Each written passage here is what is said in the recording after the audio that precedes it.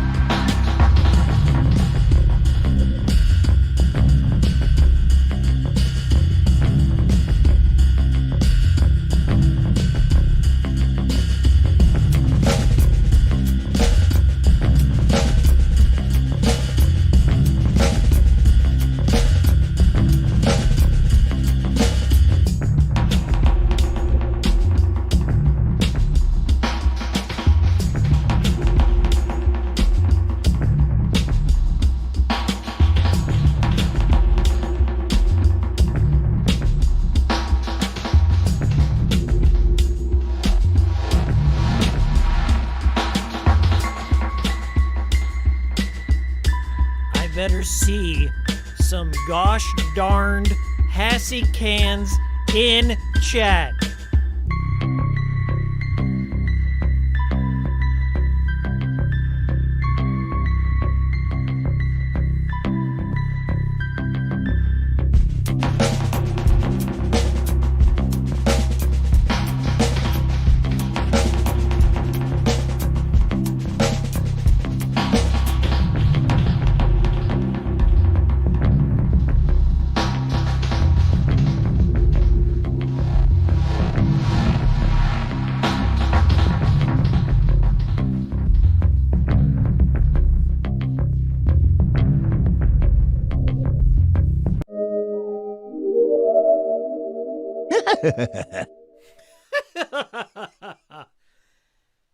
Having a big old think. This is me.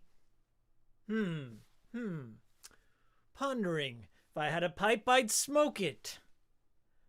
Big old think. This is a big old thinking man stream tonight. Tonight we're going to be talking about so many things. Cool stream fam. Hikiko fam. Let me see Hassy cans in chat. I'm not even going to talk to you. Not even going to talk to you unless I see Hassy cans in that chat. Where are you? I see Andrew Erickson. Who else is in here? Let me see this. Gosh, forsaken, pathetic chat. Oh my gosh.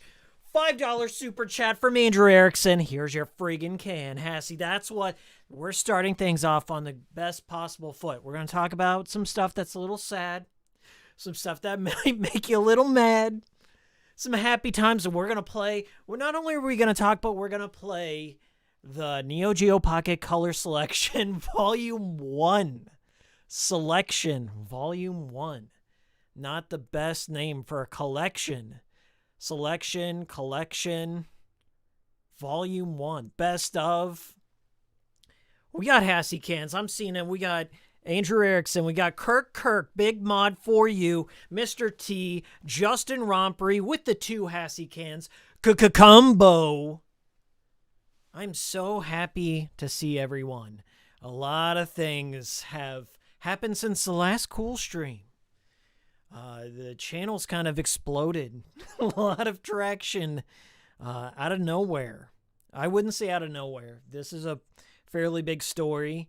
Yours truly happened to pick up on it. I've been talking about this for 2 years. To me, it seems like I've been running in circles, just talking about the same old complaints I've had with Sony's leadership, backwards compatibility, and now the C-bomb, hashtag C-bomb. We're going to talk about that, baby birds. We're going to talk about it all. But I figured we'd start with something a little more, and a more important topic. What's more important than losing your digital games? I'll show you. It's better if I just show you. Let me switch scenes up here. I created a new scene for you guys, okay?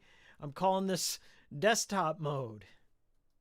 We're going to pop over here, and you can see right now, my bias is showing. My bias is showing. I just had that wallpaper, that Xbox one, for just a while, just because I thought it was cool, the little diorama, where it's got the layers of the internals of the Xbox, but it had like little chibi characters of it, okay? And of course, I had to get the Xbox gradient down there too. But Chit, I'm gonna ignore you. Oh, wait, you know what? I can add Chit to the scene. Let me add you guys in here. I don't know why you weren't a part of it. You need to be in here. Let me get that going real quick. We're gonna transition back over. We're gonna copy this. Go back over here, like a professional does, middle of the stream, and we're gonna add, paste. There we are. Hi, chat. Hello, chat. I hope you brought your stream snacks, your beverage of choice, a blanket. Ooh, it's a chilly, cool stream. So this is desktop mode. I'm sorry. We gotta build upon the cool stream. The rules are changing every day. Okay, I'm evolving, I'm adapting, I'm getting with the times. So this is desktop mode. When we're in desktop mode right there, I got clips. I got other people's content that I get to talk about a little bit before we go into the game, the OC, okay? And a lot of it's derivative of something I made. So I made something, I started a conversation, other people are continuing it, okay? So, what's the important topic up front? Okay, biggest change that's happened in my life right now. May I draw your attention to this beautiful boy right here? This good boy up on the screen. Can everyone see him? That's my boy. That's my boy. _cat in chat. Give me some old cats in chat. _cat in chat. Give me some old cats in chat. Some of you have followed me on Twitter. I kind of vague posted because I had the sad brains at the time. I vague posted about this, but yes, old cat. Hey, HM friends. Old cat is going through some tough times, especially for a 19-year-old boy. Class pants. It's a lot to take in at the moment, and at that moment it was. I got a call from my girlfriend on Monday. I was out of the house. She called me up saying old cat is walking like really strange, like he's lost his balance. And old cat's always been fairly healthy. The only time he almost died was 5 years ago. He had a urinary tract infection. Now, for female cats, that's fine. They can usually pass any sort of blockage. But because old cat here is a good boy, he had I guess it was like a uric acid. Like uric acid builds up sometimes in older cats, and it forms crystals. And he had one blocking his narrow urethra. And saved his life back then. Ever since, I switched him to basically an all-meat diet. That's one thing that you can do to help male cats from getting any more UTIs is you just switch them over to like a mostly meat diet because he had like a mixture of both. He had like dry food all the time, and a lot of dry food is processed. It's overly processed. It has stuff in it like corn, and cats can't really digest it. Humans can't really digest it all that well either. And so I just switched him over to mostly meat. Like he gets treats every once in a while, but we don't overdo it. And ever since then, he's never had a UTI again. So he's been fine. So I get that call Monday, and she said he's like lost balance. He'd be walking and he'd just like fall over. And that was horrifying to me. Okay. And I don't want to tear up here because I already did that earlier. And yeah, he's been with me for a long time. 19 years. He's the oldest pet I've ever had. And so he's been with me, I think, since high school. Yeah, a little before that, since middle school. He's an old ass cat. So immediately I rush home. I call the vet. The vet is booked, by the way. The whole vet setup nowadays with COVID world over here in America, at least at this one particular place, they were doing like drive up things, like where you would just wait in your car, you'd call the vet, they'd come out and take your animal in a carrier. Old cat, by the way, agoraphobic. He does not like to leave the house at all. Like the most he'll go is like a little bit in the backyard, but he does not like to leave the house. So the entire time, like, we're all scared. He's really terrified on the drive there. So he's just like, wow, wow, wow. And we're just like mortified because we think we're gonna lose him. And so I call up the vet and they're like, okay, what is the name of your animal? And I said, old cat. They're like, come again? And I was like, old cat. Oh, okay. That's new. All right. How old is your animal? 19 years old. Oh, okay. Now I know where the name came from. It used to be cat, okay? And then after a certain point of living, a certain amount of rotations around, he got the title old cat. It's an honorable thing. Honorable thing. So we took him there. The doctors ran some blood tests, and they did an echocardiogram. So they checked his heart, they checked his blood. The blood test came up that old cat, his kidneys were still working. They haven't like completely failed, but because he's like way older, they weren't working as well. So he was getting rather dehydrated, and that cost him what they called ataxia, or he became an ataxic cat, which means that like when he walks, he would like fall over and lose his balance. And that was really, really tough because old cat is always running and jumping. Like you saw him on the stream that other day, that like when I showed you the paw trick where he comes up, and yeah. So that was tough. The doctor laid a lot on us. Thankfully, they said that they had some like kidney medicine, so we got him some kidney medicine. And even more difficult was they prescribed him a subcutaneous IV. I just learned what that was because now I had to administer a subcutaneous IV to old cat. I have to do it every night at 6 o'clock. He gets like 150 milliliters of IV fluid. And if you guys don't know what that is, I'm going to show you. Okay. So this is my boy old cat right here. He's been such a trooper. He's still alive. Okay. He's making a pretty good recovery. But we have to do this every night. So I'm going to show you right here. This is what I have to do every night at 6 o'clock. Old cat right here. Pretend this is old cat. I'm gonna turn up the volume just a little bit here. Okay, ready? We're gonna play this. And pick it up, find your little spot in there, and just slide it right in. And it's not gonna, a lot of people think the vine's just gonna pop out when you start the fluid flowing. And then you unload. So let me explain with this terrified cat here. That was a subcutaneous injection. That means it goes under the skin. So cats have that fold near their neck, usually like where their mothers and stuff would carry them around as kittens. They have that extra skin there. And in between his shoulder blades, I have to inject him with an IV. So hopefully they'll show it here. But just hold on. Can I get back to that right there?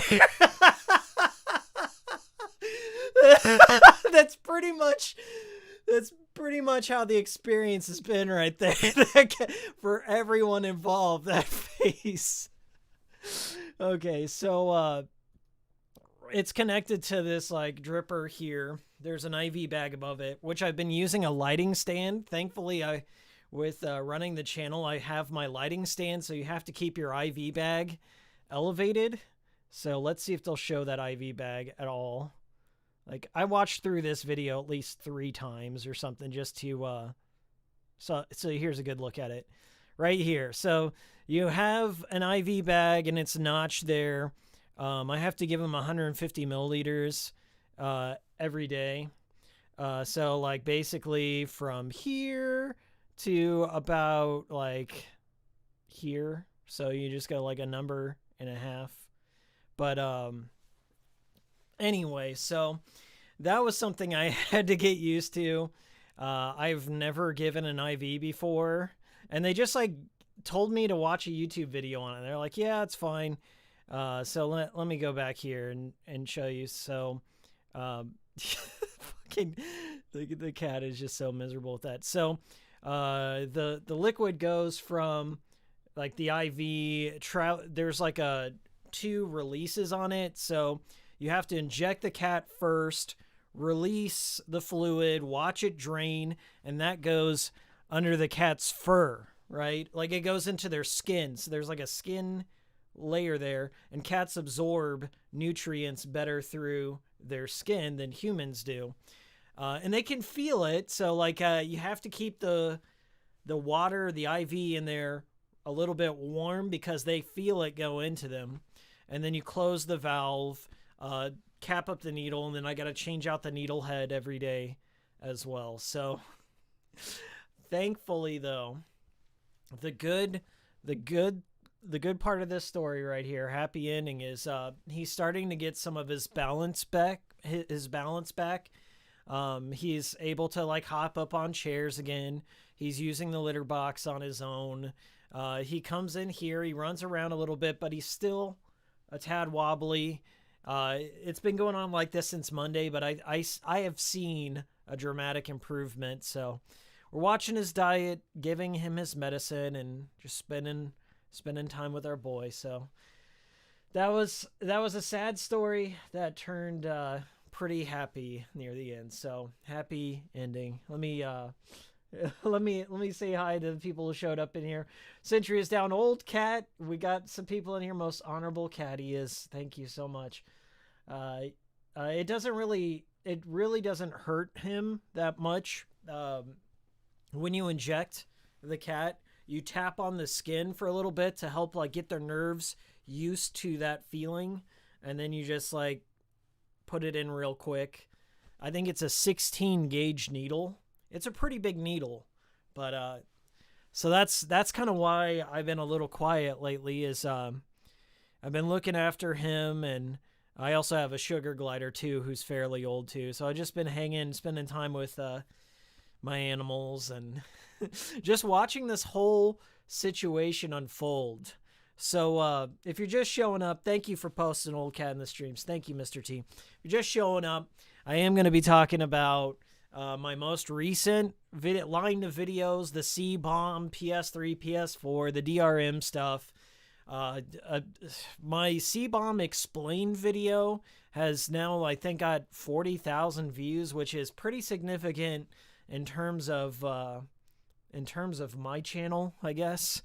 It's I've been working at this pretty hard for a long time, and what's funny is I edited that C-Bomb video in just a night, and that same night I had gotten my second COVID vaccine, so my body was on fire and I had a crazy headache.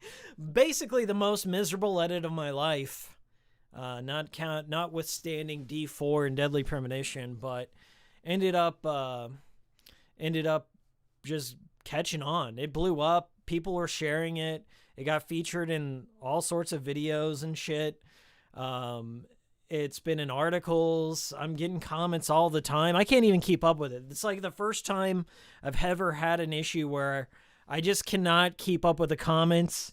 And if I do comment, I'm like, read the facts, read the frequently asked questions, or watch the video. Make your own judgments, okay? It's been wild. Like, I stepped away from YouTube because I was handling the old cat stuff and some other things that happened too. So I was handling all that, and then my videos just blow up. My last 4 videos have just skyrocketed, so I was like very happy to see that. That's some like happy news to see new faces and new subscribers and stuff showing up. So that's awesome. Thank you guys. Let me answer a couple of questions before I move into this next segment. I have segments, guys. Mr. T, I wish old cat a speedy recovery. Me too. 19 years for a cat. I mean, that's impressive in itself, but he's such a champ. He is such a champ. Bless your cat, daddy. Bullet Ninja Haggleman. Yeah, it sucks being a cat dad is tough and rewarding. Yeah, he's given me a lot of laughs. Old cat is one of the funniest cats ever. If Mark's in this stream, Mark will tell you, Kirk will tell you. Old cat he's got his daddy's sense of humor. He certainly does. Let's see. Vessel of Amala. I'm just glad no one is stealing your content this time. The few used it gave you credit. I have given people free license to use my C-bomb stuff. I encourage them to try it out on their own systems. Like, I'm not trying to deceive anyone. All the information's out there. I pointed to my sources. I'm going to be talking about some of my sources today. Very credible people and some funny stuff. So we're going to be talking about that.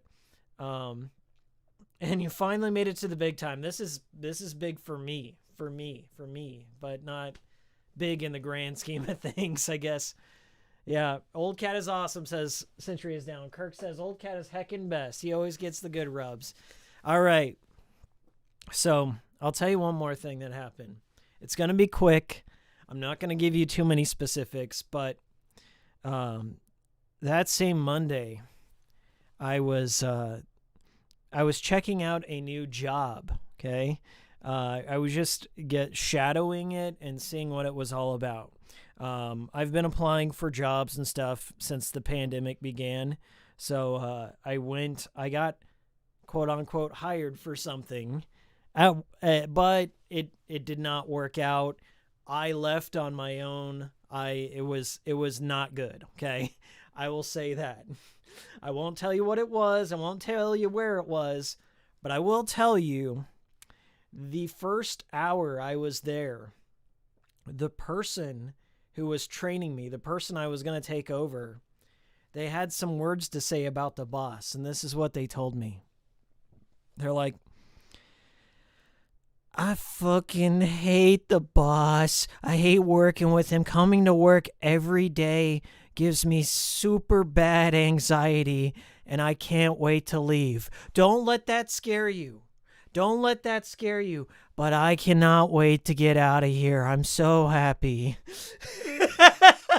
That's exact. That was within the first hour I was there. I'm just kind of like, feeling out the place, trying to figure out what my responsibilities are in this role, what I need to pick up and who I need to talk to, like who's in charge, what's the hierarchy, just standard stuff.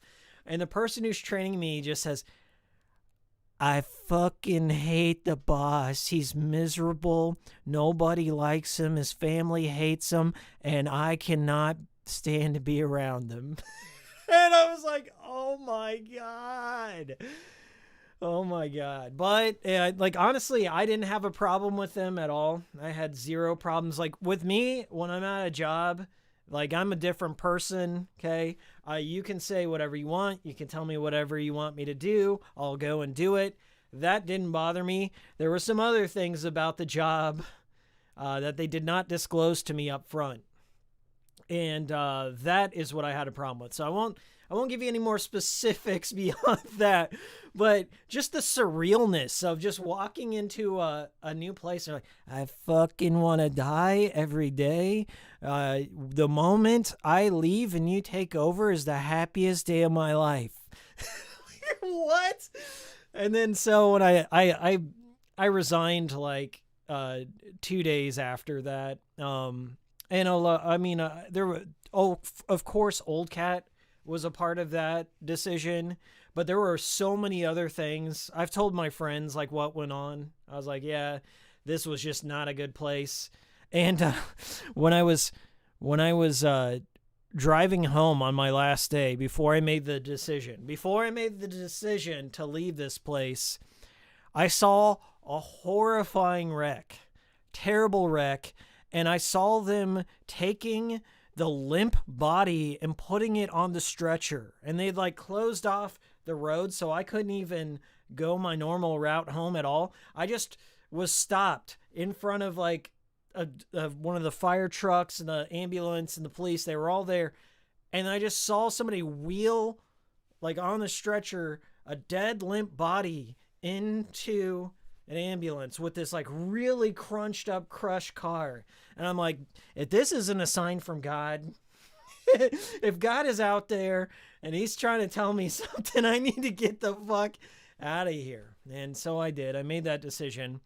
So the hunt continues, my friends. Don't give up the hunt. Don't give up the hunt, but also listen to what just listen to what people are telling you. If something's wrong with the situation, it'll often reveal itself to you.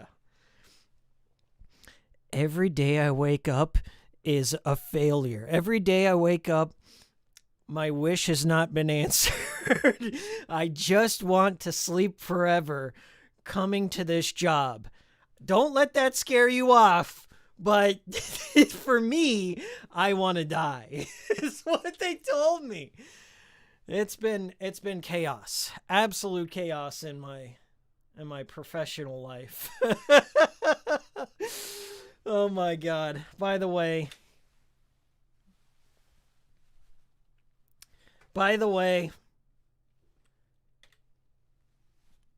hold on. Did it do it? Oh, it doesn't do it in desktop mode. By the way, I need to copy that over to desktop mode. Leave that like. Leave that like. Get out of my face. I don't want to see it. No excuses. Leave that like. Going back to desktop mode. Oh man. So all right, let's move on to the next segment. So that was Old Cat Sadness. He's doing all right now. He's an old man. New job didn't work out. I left on my own terms. Now, let's talk about this whole like PlayStation C-bomb thing, right? So I thought I would start off this segment by like a really funny video. Like I used to watch like Jimquisition a lot back in the day. I haven't watched them recently. I'm not sure. Like I've met Jim Sterling once before IRL, and I'm pretty sure Jim's aware of my Never Dead video. Maybe, I don't know. But I hold nothing against Jim Sterling. But somebody linked me to this video. I'm going to switch over now. Switching scenes. This video is called Why It's Morally Okay to Pirate All of Sony's Games. And, I mean, Jim's kind of always been a consumer advocate, controversy merchant. They've been making those kinds of videos forever, so it's old hat, but they do it pretty well. I would say. But there was one line from this video that just had me on the floor. Like I watched it and I gotta say kudos, tipping my fedora to Jim Sterling here. So here we go. But if it's benefiting publishers, fuck it. Steal it now. Steal it liberally. Steal it not just because games deserve to be archived and preserved, but for the simple reason that Sony has indirectly permitted it. It has indirectly said that you should definitely get a PS Vita, definitely jailbreak it, and definitely load that fucker up with everything that'll go missing. And then, if you want, you should just go ahead and pirate everything Sony has ever published or ever will, because according to Sony's own leadership, its games literally have no fucking value.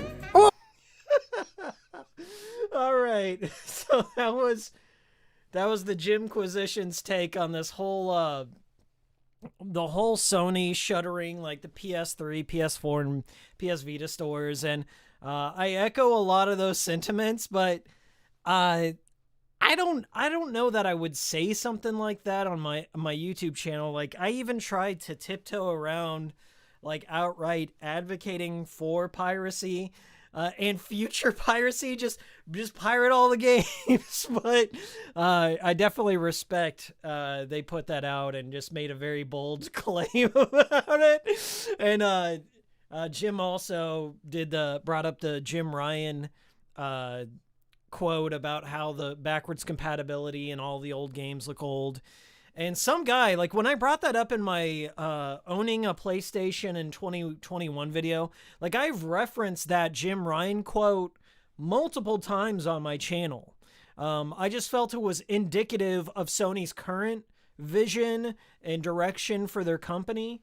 And that just rubbed somebody the wrong way. And they just went on this whole rant about, like, whenever you say something like that, whenever, like, people always take that devil's advocate, like, let's defend the corporation stance instead of criticizing them, maybe shaming them, or at least pushing them, putting some pressure on them to make better choices and put out a viable source to play these games in a legitimate legal fashion, a convenient fashion, if you will.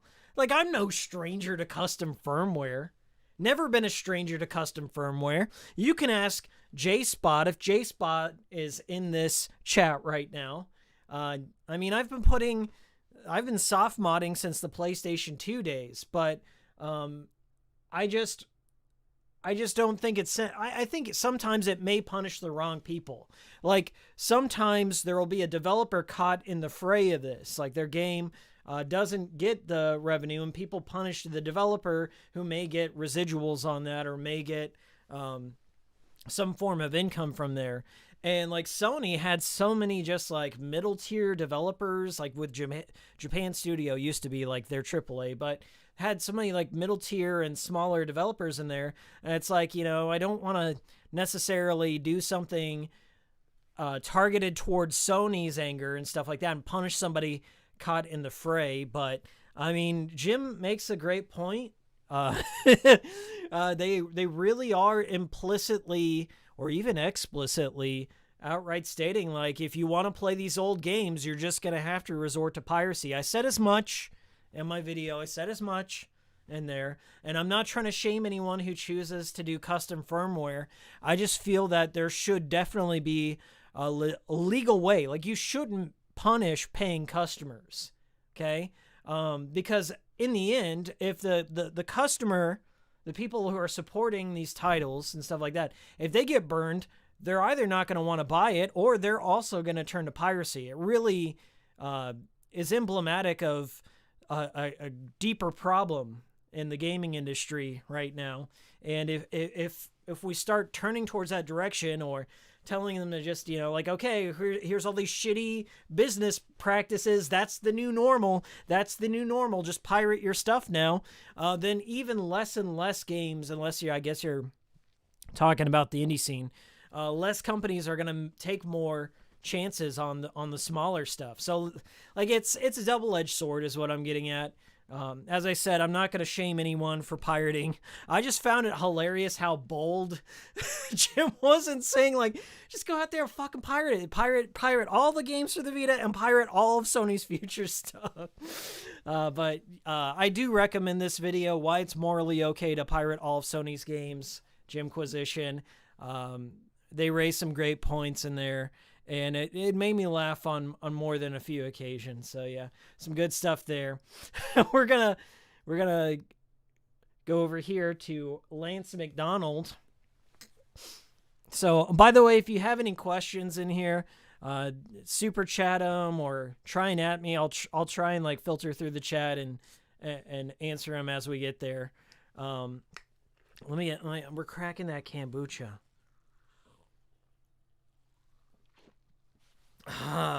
That's a good one. I've never had this one. This is a Synergy raw kombucha, pineapple flavor. Hey, we got a $10 super chat. Thank you so much, Justin Romprey, for the eye patch purchases at Party City. That's right. We're breeding a whole new generation of pirates.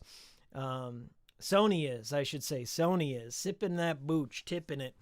A lot of people are coming in. I think this is just naturally what happens whenever you're kind of one of the first people on the scene. I wouldn't say I'm the first on the scene to talk about the CMOS issue. There were people that are more informed than I am, actual engineers that work with Does It Play. Lance McDonald here. Lance McDonald made the Bloodborne 60 frames per second patch. Lance McDonald found the hidden cheat code in Nier Automata like years after it came out. Lance McDonald knows what they're talking about. Hey, we got another super chat from Vessel of Amala. Sony moving to Cali may be a death sentence for the console, honestly. Having one of the most out-of-touch U.S. areas reinvent the wheel for no reason. Yeah, let me get into that, because that is a good point. I'm going to bring up... I'm not one that really... Like, I understand why it's important to play devil's advocate in thought experiments. There's some people that just want to like predict what the opposing side is going to say, but that's assuming that the opposing side is ever going to make a public statement in the first place, or that they have some sort of insider knowledge. What I was concerned with my whole C-bomb experiment in my video is the inevitable things. Okay, on down the road. Maybe 5 years, 10 years, 20 years. I don't know. You don't know. Nobody knows when these servers are going to go down. What content can I have access to in the future? And what physical games, as it turns out, for the PlayStation 4, will I be able to play in the future too? Like, these are concerning to me as somebody who supported digital content and who supported physical. And I think this is where a lot of people get tripped up. They get tripped up in their line of thinking because they're so angry of the state of things that they forget who's causing all this. Okay, so the root cause is Sony. They're the ones who engineered the time check. They're the ones who engineered the trophy DRM on the PS4 that blocks you out of digital and physical games. Okay. I said this much in my video, but I'm not a fan of like blaming the victim. Let's analyze the problem. Where did it start? Why did people buy digital games in the first place? Okay. Sometimes there was no other option, and that's like where a lot of people get tripped up on. I don't have a problem with the format. Like, PC games have been doing this for years. Digital content, digital distribution has been a big part of gaming forever, okay? The problem is the DRM component. The problem is the hardware failure leading to unnecessary DRM, whether it was intentional or not, whether it was a design flaw or not. The problem has always been the restrictions, the DRM, not the format. The only reason why the format gets a bad rap is because of restrictions imposed by DRM, by limiting content, by taking it off servers, by just essentially abandoning legitimate avenues for these people to access it. And blaming people who only had it like maybe one choice in the matter, like the digital exclusive PSN exclusives. You got to keep in mind that back when PS3 and 360 were launching, this was a brand new world. People had not seen or encountered this in the console gaming industry until that. I mean, that was just kind of basically a first generation. I guess you can talk about the original Xbox, but hey, original Xbox had some DLC, had some maps, had some yes, that's true. But I would say it didn't hit the mainstream console generation until 360 and PS3. But on the flip side, we weren't provided a physical option for a lot of these things, okay? A lot of the times, like for now, even now, this is still happening. This is still a problem with PS4 games, with Switch games. I'm not sure about the Xbox generation of things, but this is still happening with PS4 and Switch games.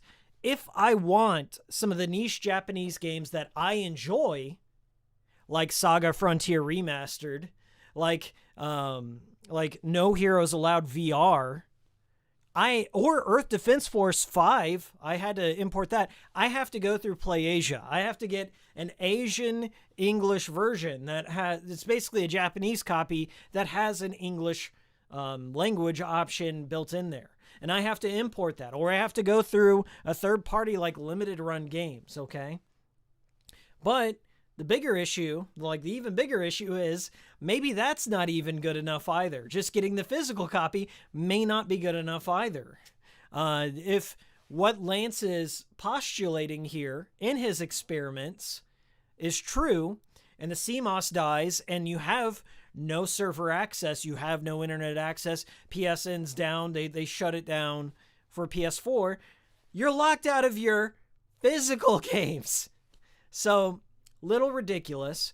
Definitely need some, like, we're all waiting on Sony to address this in some way, and they may do it quietly. It just may be a quiet thing.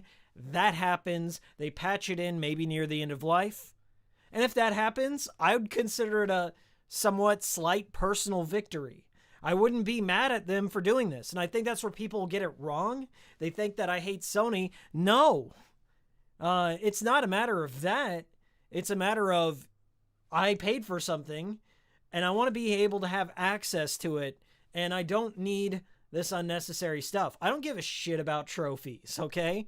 And that DRM on the PS4 hinges on that. And I also had people clap back at me saying, well, who gives a shit? You can just buy a PS5. Can you really? Can you really buy a PS5 right now? Don't even get me started. Not that I would want to in the first place. There's really nothing on there for me. I'm completely content with my PlayStation 4. I see no reason to get a PlayStation 5 now or in the future, especially considering... Let me pull up something here, okay? I pointed something out. We're going to scroll down just a little bit back in time. Look at this one. Look at this motherfudger right here. Look, this was taken from an online, this was taken from a YouTube tutorial about PS5 disassembly. What do you see right there? What do you see right there? What does that tell you? Huh? Anyone who tries to dismiss this problem as big nothing burger, piracy just solves this. Big nothing burger, good custom firmware. You're overreacting. Right here. Right here, guys. I'm seeing it. I'm seeing it right there. PS5 got a CMOS battery right there. Wonder what happens when you take it out and disconnect it from the internet. I don't have a PS5. I can't test this myself. Okay? We've been encouraging this entire time. Me, Does It Play, other YouTubers, other people involved within this whole C-bomb conversation have been encouraging people, if you want to, at your own risk, to try it out on your own. Okay? If you're skeptical, yank that motherfudger out, disconnect it from the internet, and see how far it gets you. I know that Does It Play. Let me see if I got anything from them. Let me go back here. I don't have their account pulled up, but Does It Play? They put out a survey. They asked people to test out their PlayStation 4. So if you got a dead CMOS, or if you were comfortable with yanking out your CMOS battery, test it out. Give us your model number information, like what model of PS4 you had. What was your testing environment like? Did you disconnect from the internet? Did you try a physical disc? Did you try digital game? They put out a survey to get more data. And that survey was instantly flooded by these crazies that were saying that this is nothing, this is all made up, this is all just a conspiracy against Sony. Maybe it was Sony. Maybe it was Big Jim. Maybe Big Jim Ryan came in. Big Jim Ryan came into that survey and just shat all over it. Maybe. But I just think it's counterproductive. Don't just be sitting there playing devil's advocate for Sony. They don't need your help. They've never needed your help. They need to listen. This is a time where Sony needs to listen. I don't care if you're a Sony fanboy. I'm sitting next to, I want to say, 700 PS2 games, PSP games, PS4 games, PlayStation 1 games. There ain't no bigger Sony pony in this stream than little old me.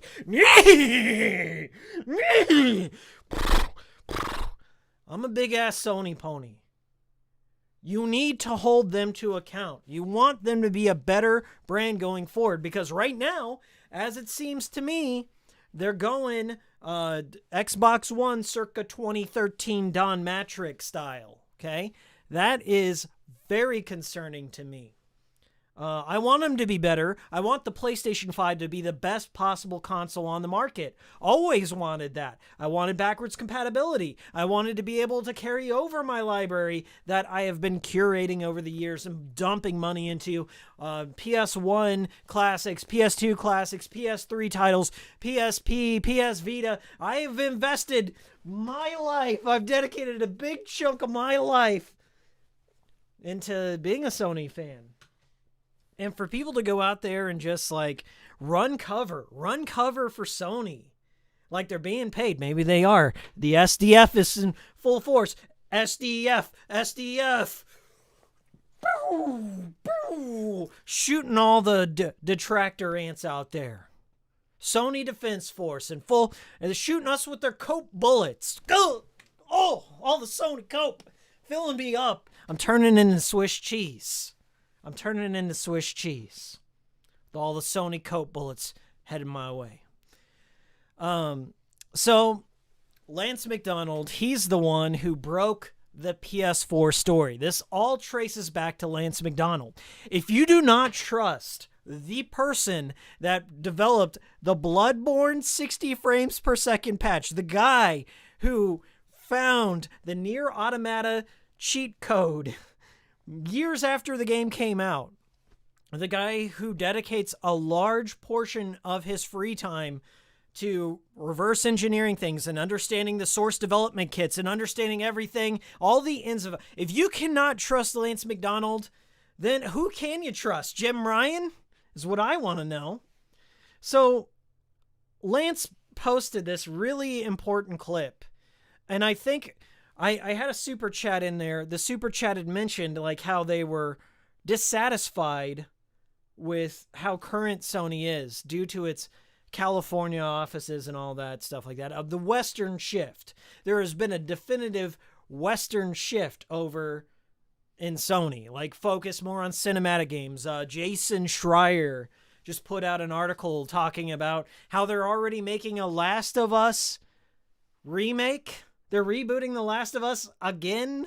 Well, it's a full-on reboot, I guess, for the PS5, and it's just like, you know where their loyalties lie at this time. Okay? So modern Sony, I don't know if they're beyond repair, beyond reproach, whatever you want to say. I don't know if they're beyond redemption. I certainly hope not. But Lance McDonald posted this very important clip, and it's a great dichotomy, a great contrast, a great $5 word of Sony back when they were awesome.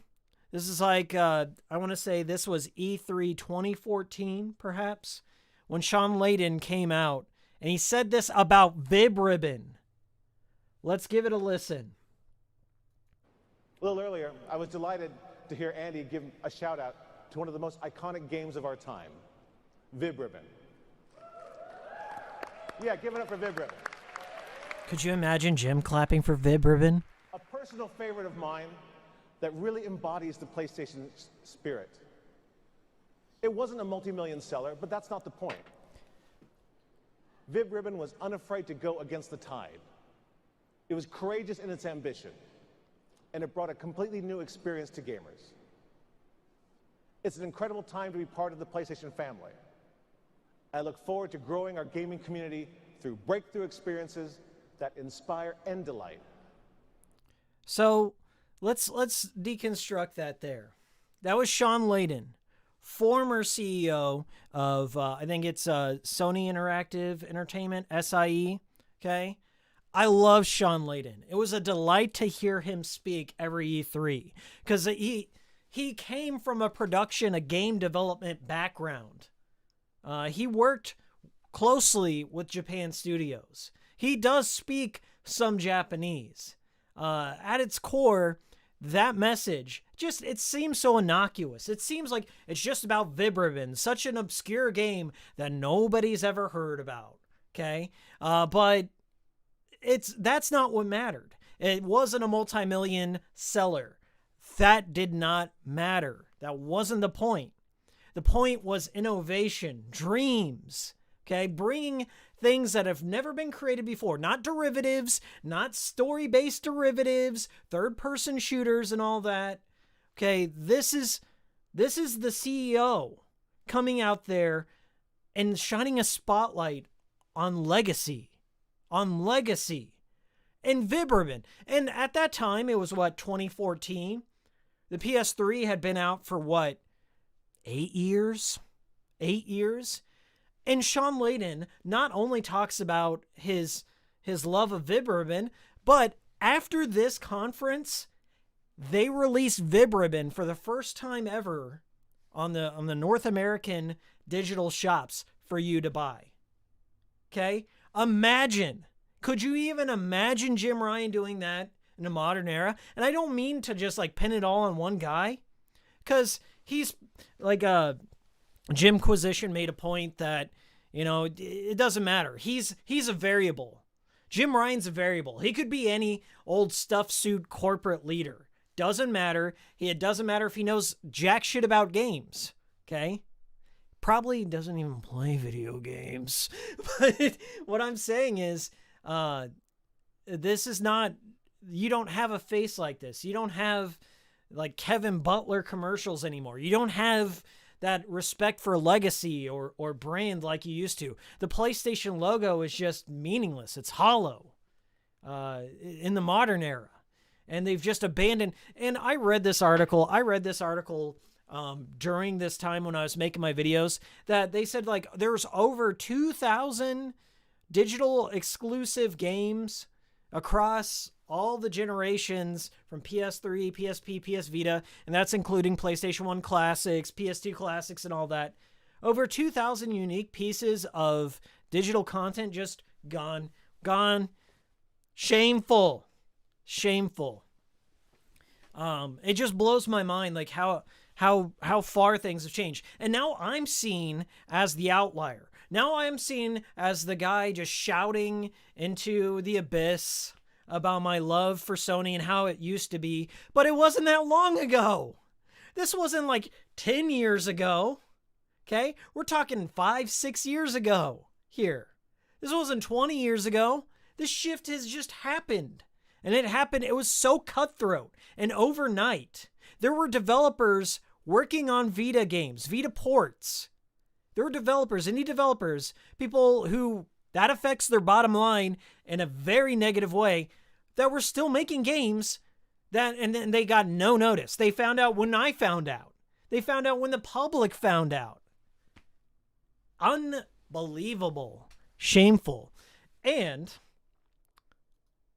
now the talent is all leaving.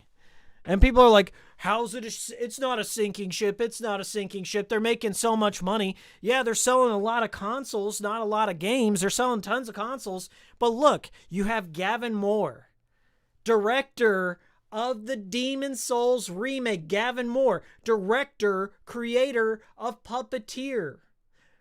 Worked on the Siren series. This Gavin Moore has been with Sony for decades. Just another one. This just happened. No one's talking about this. This was April 1st, okay? And this is not a joke. This is not a joke. He's left. He's gone. Okay? So really creative, innovative thinkers are just leaving en masse. And that's very disappointing.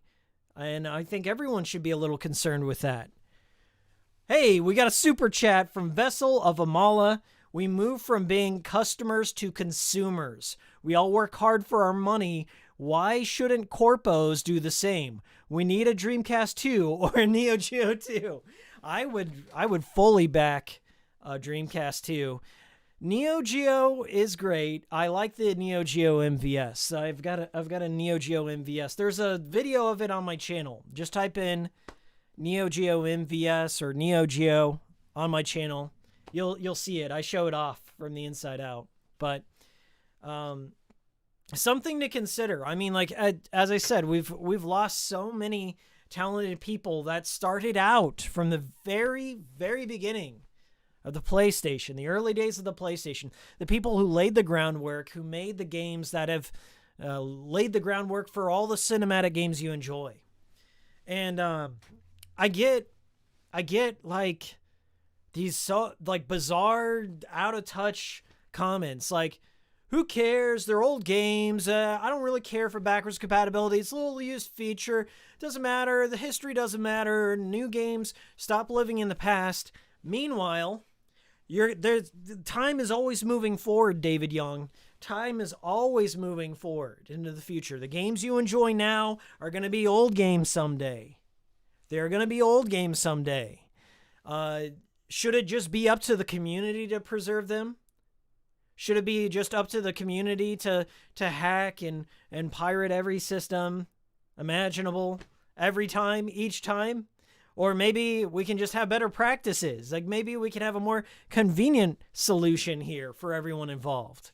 But my biggest fear, here comes a big fear. I'm going to hit you with the big fear. The big fear is, like, okay, let me point something out. I didn't want to bring up this guy. I'm not going to bring him up. I'm not going to mention his name. But there was a video that came out shortly after mine saying that people are only pretending to care about preservation, only pretending to care about the closure of the PS3, the PSP, and the PS Vita. I'm sure you know which video I'm talking about. This guy went on this whole rant, and this is what he does. Like, he's past the point of relevancy. He hasn't made shit in a while. Okay, but he comes out there, and then like he always takes these contrarian stances just to drum up. I got people were walking away from my channel. I got to take the opposite point of view. Blame the consumer. Blame the customer. Pin the blame on somebody else.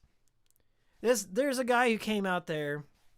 He said people are only pretending to care about this. You'll just move on. You won't play neglecting that there's a whole cottage industry of retro gaming that are speedrunners out there right now on Twitch. I can find 1,000 speedrunners playing some old game to an audience of thousands upon thousands right now.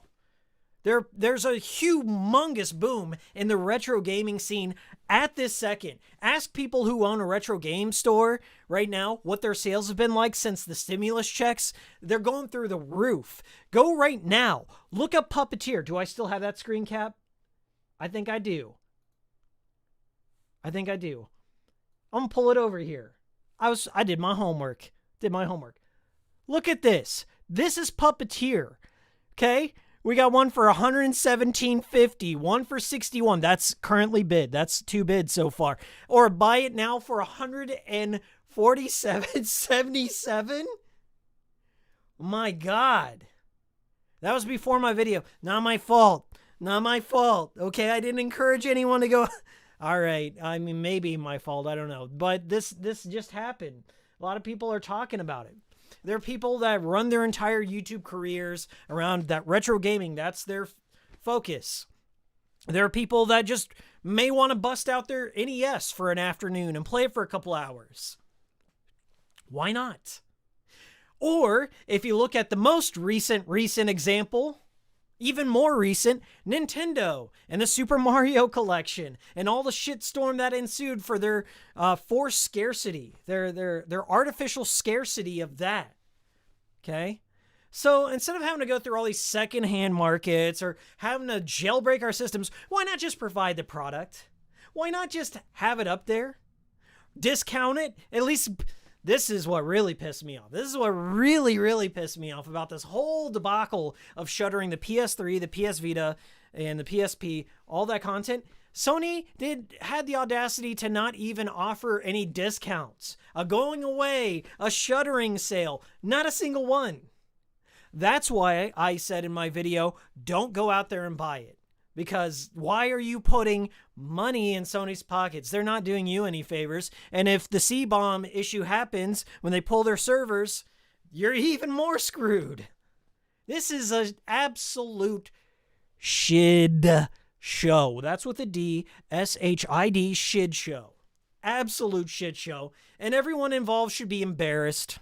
I can't even stand it. I can't even stand like responding to all these comments. So like all the Sony Defense Force coming up. I've been saying this for 2 years. 2 years. Okay. Said it for 2 years. Hikiko was right. I want to see it in the chat. Hashtag Hikiko was right. But as I was saying, this person made a video saying you're only pretending to care about retro games. We all know that's not true. But the one thing that really, really grinded my gears about this situation was that same person developed a game for the PS4 that has now been delisted. It is now abandonware, vaporware. It's gone. It's off the servers. You can't play it. And to my knowledge, nobody even cares enough to make a fan server through custom firmware to revive this project. This person has been first-handedly affected by this issue of delisting. A game that they developed for the PlayStation 4 is no longer in existence. It's gone. Goodbye. No one cares. Sour grapes. Sour grapes, that's all it is. Get out of my face. Get out of my face. Also, I switched scenes for this. Leave that like. I want to see a like in here. We've got 70 viewers, only 30 likes. Get out of my face. Do not waste my time with this. Do not waste. Thumbs. I want to see a field of thumbs.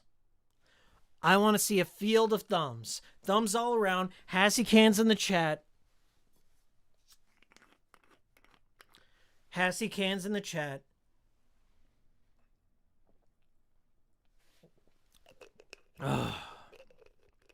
David likes the Sonic music. I see some Hassy cans coming from Andrew.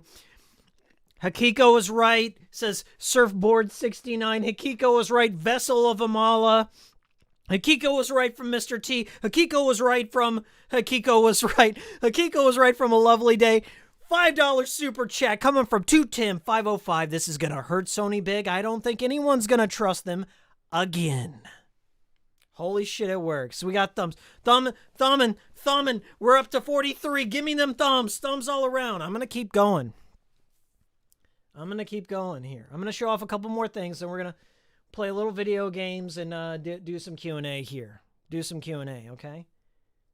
I'm going to work on my plugins here for OBS. I have one scene set up that's perfect, that's golden, but I have another scene that I need to add some stuff here. But I got two more things. This was brought to my attention. Somebody tweeted me this morning. I didn't even know this happened. This was released a few days ago. Hoeg Law is a YouTuber that does like digital content and video game. Like he analyzes end user license agreements. He looks at just issues within the gaming industry. Looks at famous cases regarding all that. Oh my God! A wall of thumbs, a wall of Hassies. You're on notice. I'm noticing it. Thank you so much. $5 from J Spot. Keep going. I'm gonna keep going. This right here is Hoeg Law. That's H-O-E-G, Hoeg Law. He released a video called Clock Blocked. Clock Blocked, the legal landscape of Sony's expiration date problem. And I'm not going to play the whole video, but I just wanted to point it out.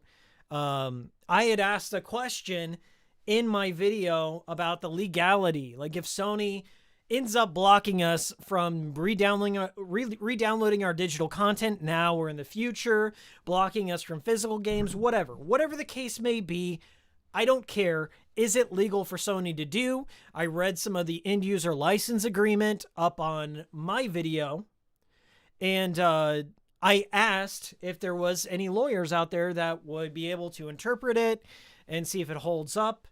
And Hoeg picked apart the whole thing. So he went from my link and he went through like all the different content here. So I'm going to kind of scan through it here, but look at this awesome screen cap he's got of me. He picked the perfect freeze frame, but I will give him credit. Hoeg Law did say my name correctly. He said Hikikomori Media, so that's cool. In this video, he kind of like goes through the software product license agreement. He highlights some things that I missed. Some like really concerning things. Let me see where it was that he had in that. But like this dude went above and beyond in it. He like went through like the federal regulations on digital content and video games. And I think if I'm interpreting this correctly, that the user, according to the U.S. federal government, the user is allowed to modify a game to get access or restore features that were removed later on. Or like if there's like some sort of DRM or something happens, or if a server goes down, a user is allowed to create a fan server or mods or something like that when it's no longer a part of an active ecosystem or like for sale, for example. But there's a tricky part in there. He mentions in the same video that the user is not allowed to modify a closed system like hardware, like the hardware itself. So that's such a tricky thing because you would have to somehow find a way to modify the game from while the system is running while not modifying the system. And I don't know. Okay.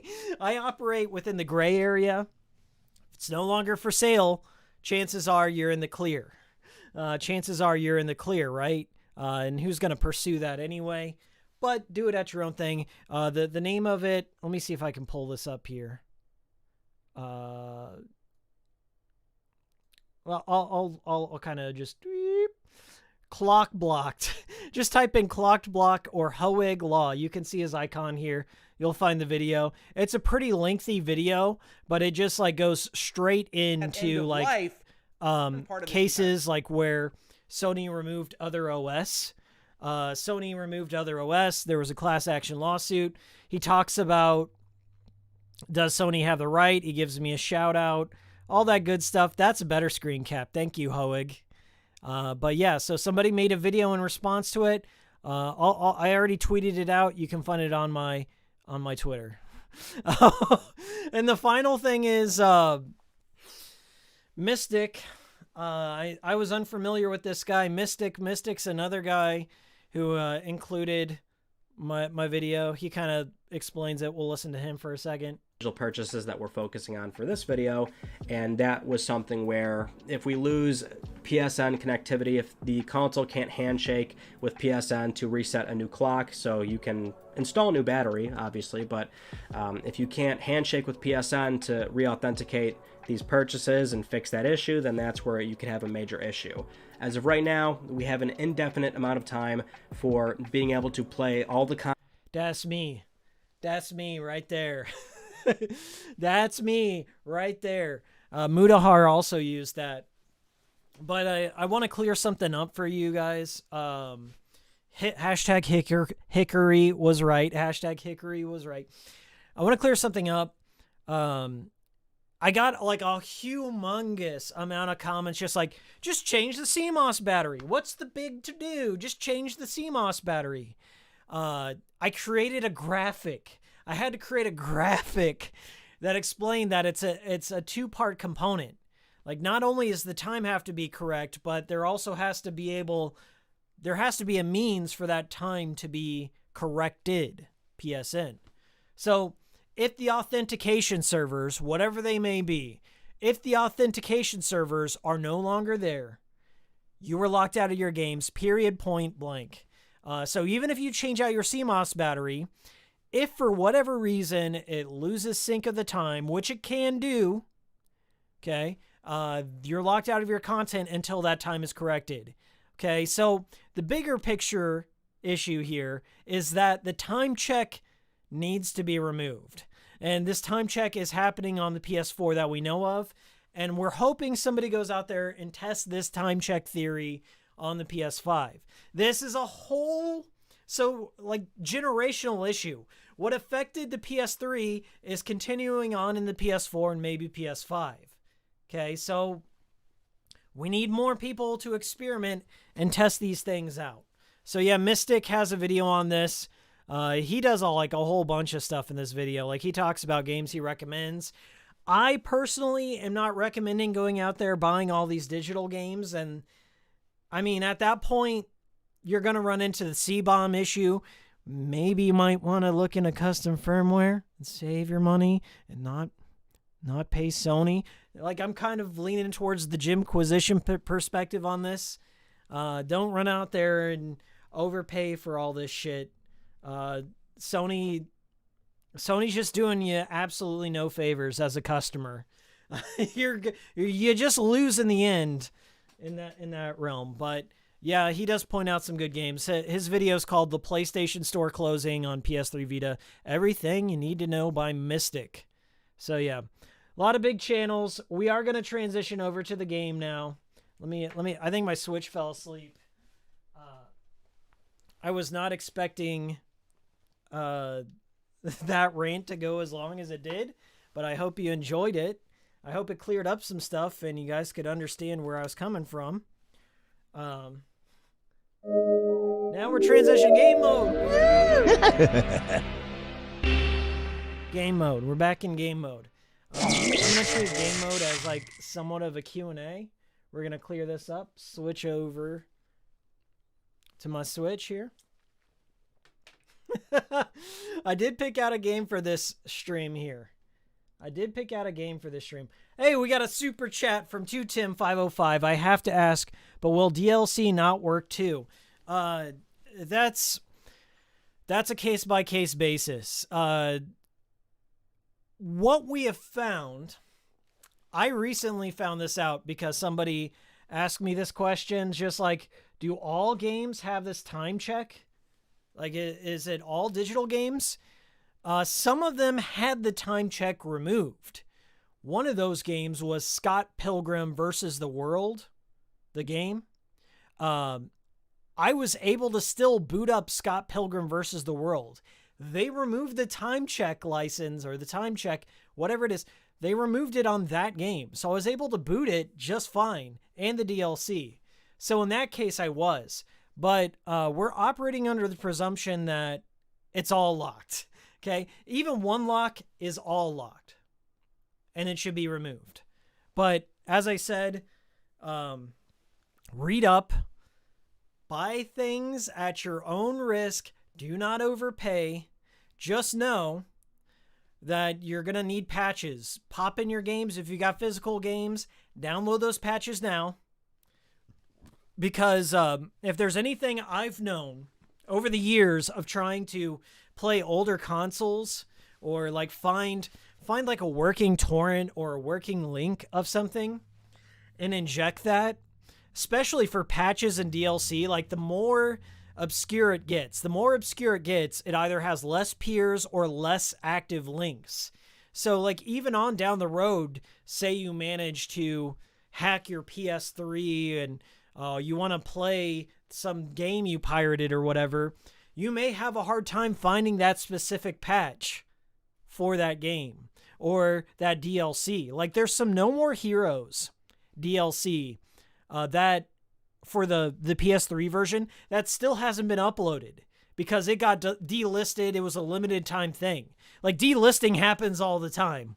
I think that also happened with Lollipop Chainsaw. There were 2 exclusive costumes that just got delisted, and you have to really go on some underground Russian websites to find those costumes. It's quite ridiculous. Anyway, this is what was the name of this? It's the best of. It's not the best of. It's the Neo Geo Pocket Color Selection Volume 1, which implies there will be a Volume 2. We know that it's not always the case with Sony and the PlayStation Network, volume only. Anyways, I picked this up because I thought it was really cool. I always wanted a Neo Geo Pocket Color. There's a kid in high school that had one, and I thought it was so bizarre because it came out in 1999 and 2000. It was really, really late, like way, way later on. I always thought they were cool. I've always liked Neo Geo games. These are kind of like chibi, simpler versions of the games. But this is basically the collection. You fire this up, and you get your 10 games right here. There's no fancy music. Okay, there is a title. There is some stuff. But there is some cool features that they included in this. So let me show you something. So, like, we'll click on Metal Slug. You can do stuff like, so I think this is really cool. They made like a model of the box itself.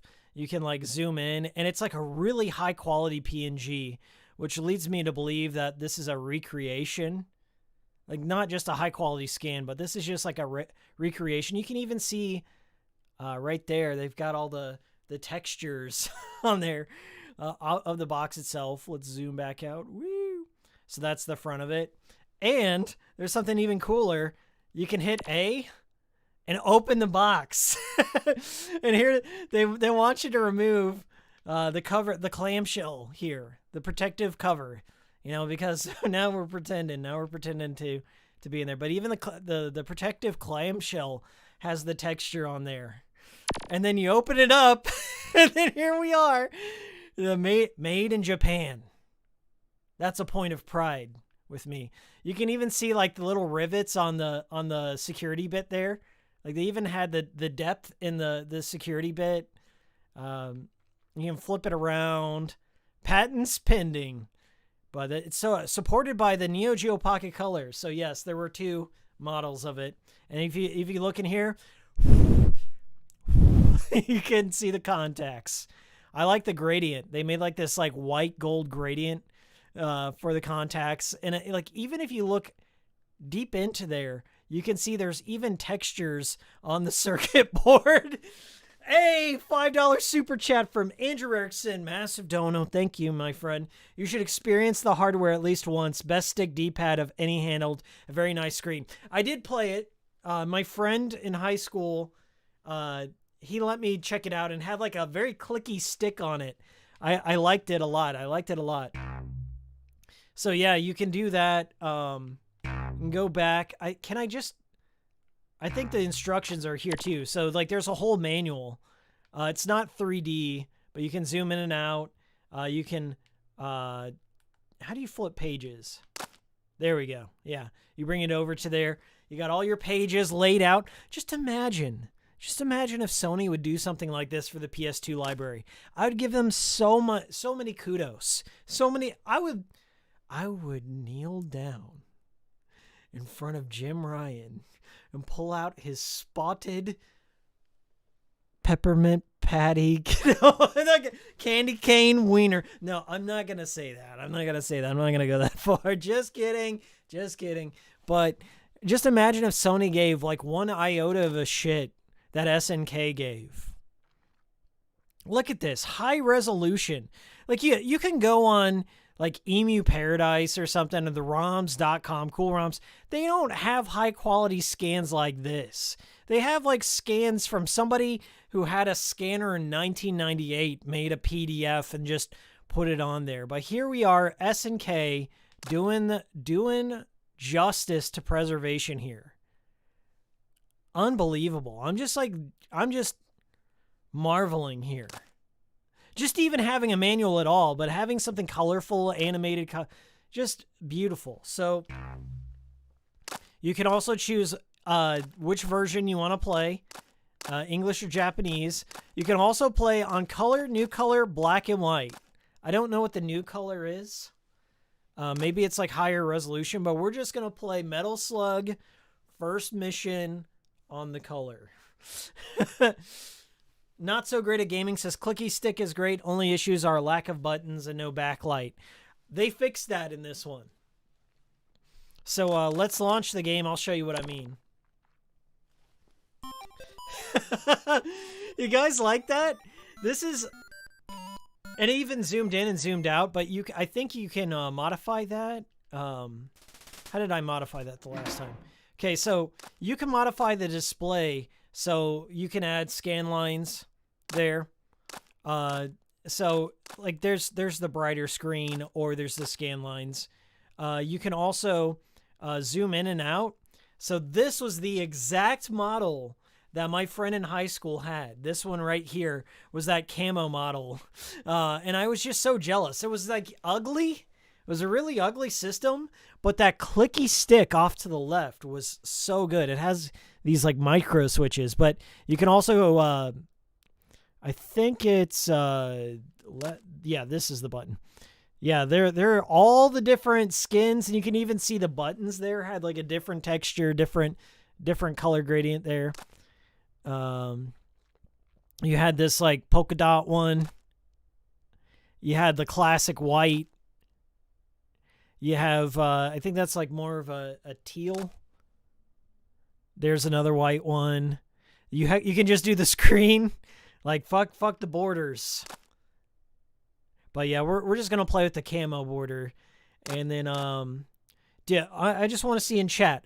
1, if you want scan lines. 2, no scan lines. 1 for scan lines. 2 for no scan lines. Okay, I better see some participation in that chat. 1 for scan lines. 2 for no. I'm gonna close all these other tabs. I'm done with the tabs. Mr. T says, I had the clear model. Scanline Master Race. I'm getting 1s. I'm seeing 1s from Delta, 1s from Miguel, 2 for J-Spot. Magnet to CRT mode. 1 from Kirk, 1 from Mr. T, 1 from... All 2s are catching up. Seen a lot of 2s. 1, 2, 1, 2. It's a tough... No 3s in here. Get that out of my face. Get that out of my face. I'm saying 2s have it, but it's a close margin. It's a close margin. Okay. We'll do that. Also, it has manual. You can read it at any time, and rewind capabilities. So, all right. Let's get into it. So this is Metal Slug, the first mission. What's setup do? We're going to play on easy mode. Shot jump. I think that's fine. Okay, that looks good. That looks good. Let's start. We're going to skip this. This looks like Bionic Commando.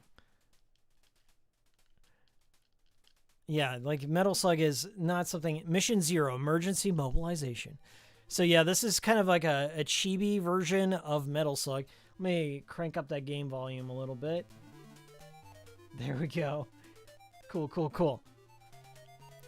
But yeah, it's got pretty fluid animation. I'm not sure how the Neo Geo Pocket Color stacks up in like compared to the Game Boy Color. I can imagine, since it came out much later, that it may be slightly more powerful. Like maybe it can do more sprites on the screen, but I just don't know. I own a Neo Geo MVS, the arcade cabinet. I told the story about how I got it on my video, so if you look up MVS on my channel, you'll find out how I got a Neo Geo MVS for like $200. It was absurdly cheap, but it had some like bad karma attached to it.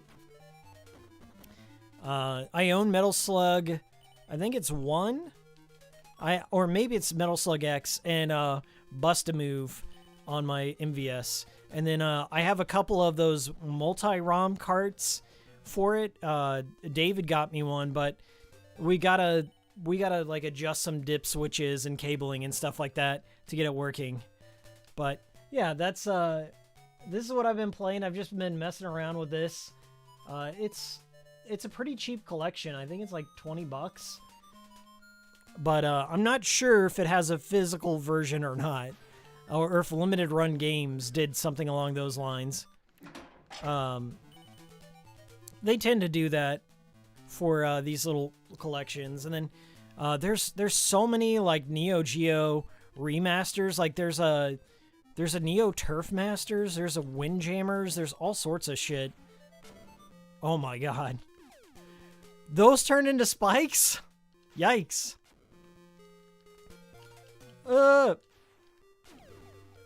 It has like the old chiptune version of Metal Slug. Metal Slug, I believe, is 32 bits.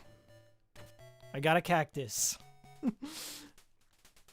Mr. T says, the Neo Geo Pocket Color had more on-screen colors compared to the Game Boy Color. Yeah, I mean, there are some late in life Game Boy Color games like Shantae and Wario Land 3 that seemed like they had a lot more colors, but then again, thinking back to Wario Land 3, Wario didn't have any purple. I think it was just like black and white, and then they had like some orange color for his skin. Like he looked a little different than his like I don't know, yellow and purple suit that he's known for. But yeah, I would say like Shantae was able to pull off some wizardry, but I bet they did it through like sprite flickering and stuff like that. But I heard that they re-released Shantae on the Game Boy Color through limited run games or something like that. Like there's more reproductions of Shantae that were released in an official capacity by Way Forward, which is kind of weird. But it's out there. It's floating out there. Andrew Erickson says Dark Arms is worth playing. Yes, it is worth playing. One of my favorite YouTube channels that is no longer around, Michael's Retro Game Review, turned me on to Dark Arms Beastbuster. He's got a really good retrospective on it. I think that was the last video, his last review he ever made. So I got this collection based on his recommendation of the game.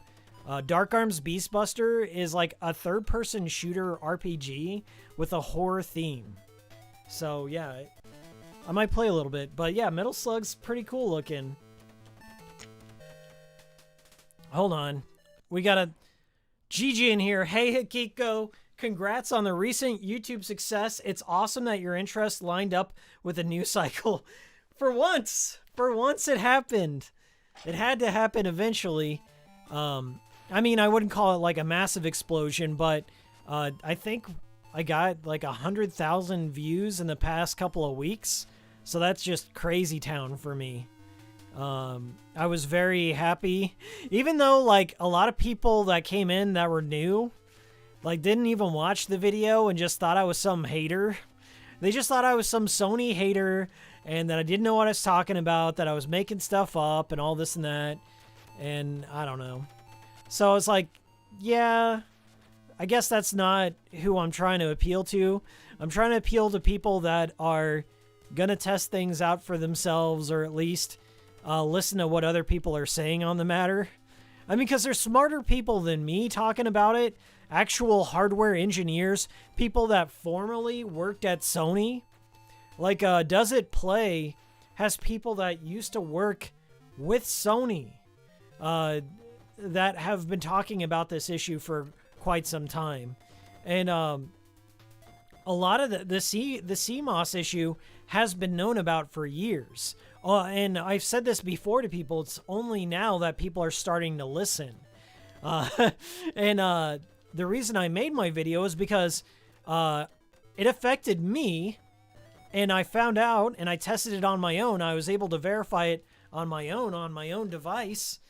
Oh no, we died. And I encourage people, and like I walked through my process, I showed everyone how I did it, and what the conditions were, what the model of my PlayStation was. So it's not like I've got anything to hide. But if actual people who engineered things like the 60 frames per second Bloodborne patch, people who found out about all these like other bugs within Sony's hardware engineering, like I think his name was Grant McDonald. I wanted to say Lance. No. Lance McDonald. Grant McDonald made Ram Ranch. I keep wanting to call him Grant McDonald, but Grant McDonald was the singer and composer of time-honored classic Ram Ranch. Wrong guy. Lance McDonald. If Lance McDonald is out there saying it, and Lance McDonald has way more credibility than me. If Lance McDonald is saying it, maybe you should be listening to Lance. If you're not going to believe me, believe Lance. Believe Does It Play. And they've been putting out the data. Or do it yourself. There's always that option. Try the CMOS, like yank your CMOS out and try it yourself. Okay, that's always an option too. But I just made my video. I wasn't expecting my video to do anything, but just to be like a heads up to people who already watch my channel. Like that was the goal, was just me expressing like my dissatisfaction with modern Sony. Imagine that. Imagine Hikiko being dissatisfied with modern Sony and preservation and stuff like that, and buying all those Vita games and being a Vita owner. Imagine that. But that was my goal. I wasn't trying to like clickbait anyone until my first video took off. Then it was full on, fully erect clickbait core. Not necessarily. I mean, like there's some partial truth in that there somewhere, but I was really interested in the story too. I mean, it can be both. I definitely was trying to play on the momentum, but it wasn't like a disingenuous thing. I made my PS3 video where I brought up those same points before the news broke. My PS3, owning a PS3 in 2021, brought up some of my concerns in that video. My PS2 Classic video that I made brought up those same exact points. So unless I'm clairvoyant, I've just been kind of harping on the same issues. So it's kind of, I'm just happy above all else to be heard. And that people, if they don't believe me, they're at least doing some experiments or at least questioning it.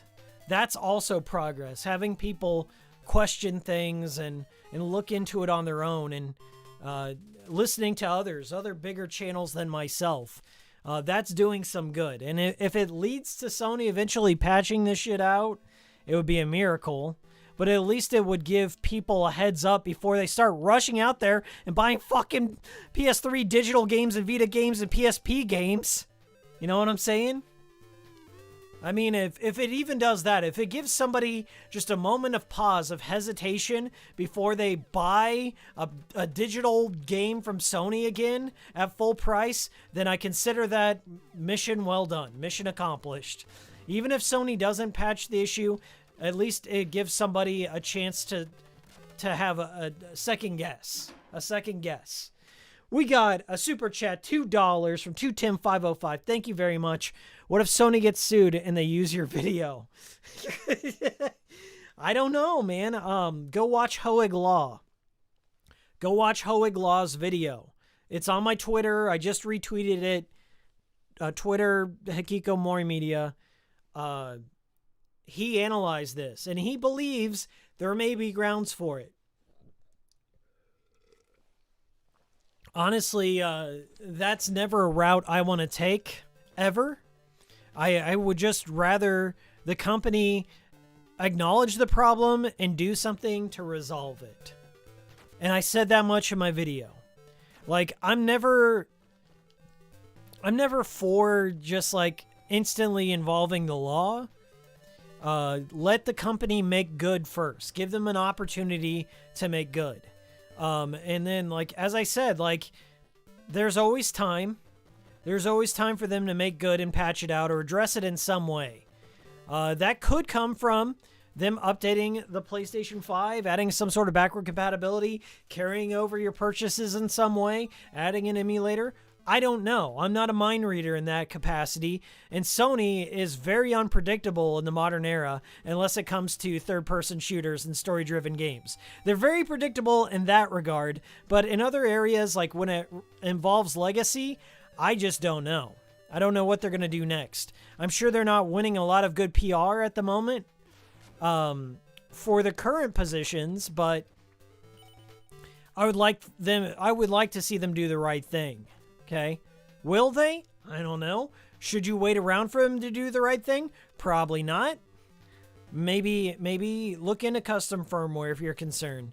But I've always kept legitimate devices. Like, this is coming from me. I can't speak for anyone else, but I've always kept legitimate devices. Like, I have a legitimate PS4, legitimate Vita, legitimate PS3 that's tied to my account. I don't modify it. I legitimately purchase my content, my physical disc, my games.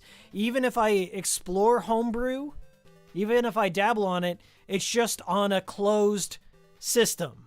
Like my PS2 Classic video, that's on a closed system. It does not touch Sony servers. It does not touch my account. It's just for experimentation, okay? I do not want to lose my PlayStation account. I don't want anyone losing their PlayStation account. I just want to have access to my purchases. I want to have access to my saves, to my trophies, to all that, okay? It's a point of pride for me to have supported companies that I cared about, okay? And to continue to support companies that are doing good things out there. And just for the sake of having games in the future that I like. And not having all this trash so that I don't play. You know, having this shitty desert, this video game desert bereft of any interesting content, in my opinion. And I still encourage anyone who watches my videos to support what you love. I will say that. I'll beat it in the ground. Yeah, you're welcome to experiment. I'm not going to shit on you if you choose to homebrew or what have you, or pirate. If that's the best option, there are people in Brazil right now. The games are really fucking expensive. Devices can be like $700, and games could be very expensive as well. There are cases like where piracy, like, you know, that's not a lost sale, for sure. But I have the means to support a developer. I want to support a developer. I want to, as I said, cast my vote with my wallet in that regard for the future. And a lot of my issues I raised in my video were in concern of the future.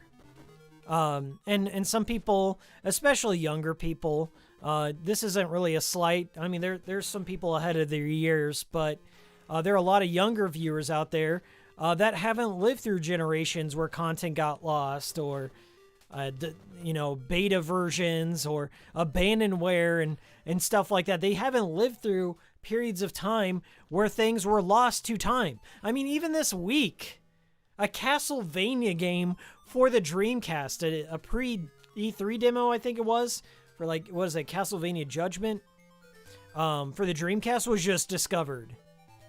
And anyone who is under the delusion that hasn't already happened for PS3 or PS4, it has. It has happened for those systems. There's going to be content that will get lost as time moves forward, if there isn't some easier ways to preserve it. And I had some guy who went on and harassed like a lot of my commenters, like he was trying, I think his heart was in the right place. He was trying to come out there and say, like, all you guys are complaining for nothing, big nothing burger. There's, what is it? What's the name of the PS3 emulator? I got it right here. RPC, what is it? RPC, what's that icon say? RPC S3. I hate the naming conventions. I'm just going to say PS3 emulator from here out.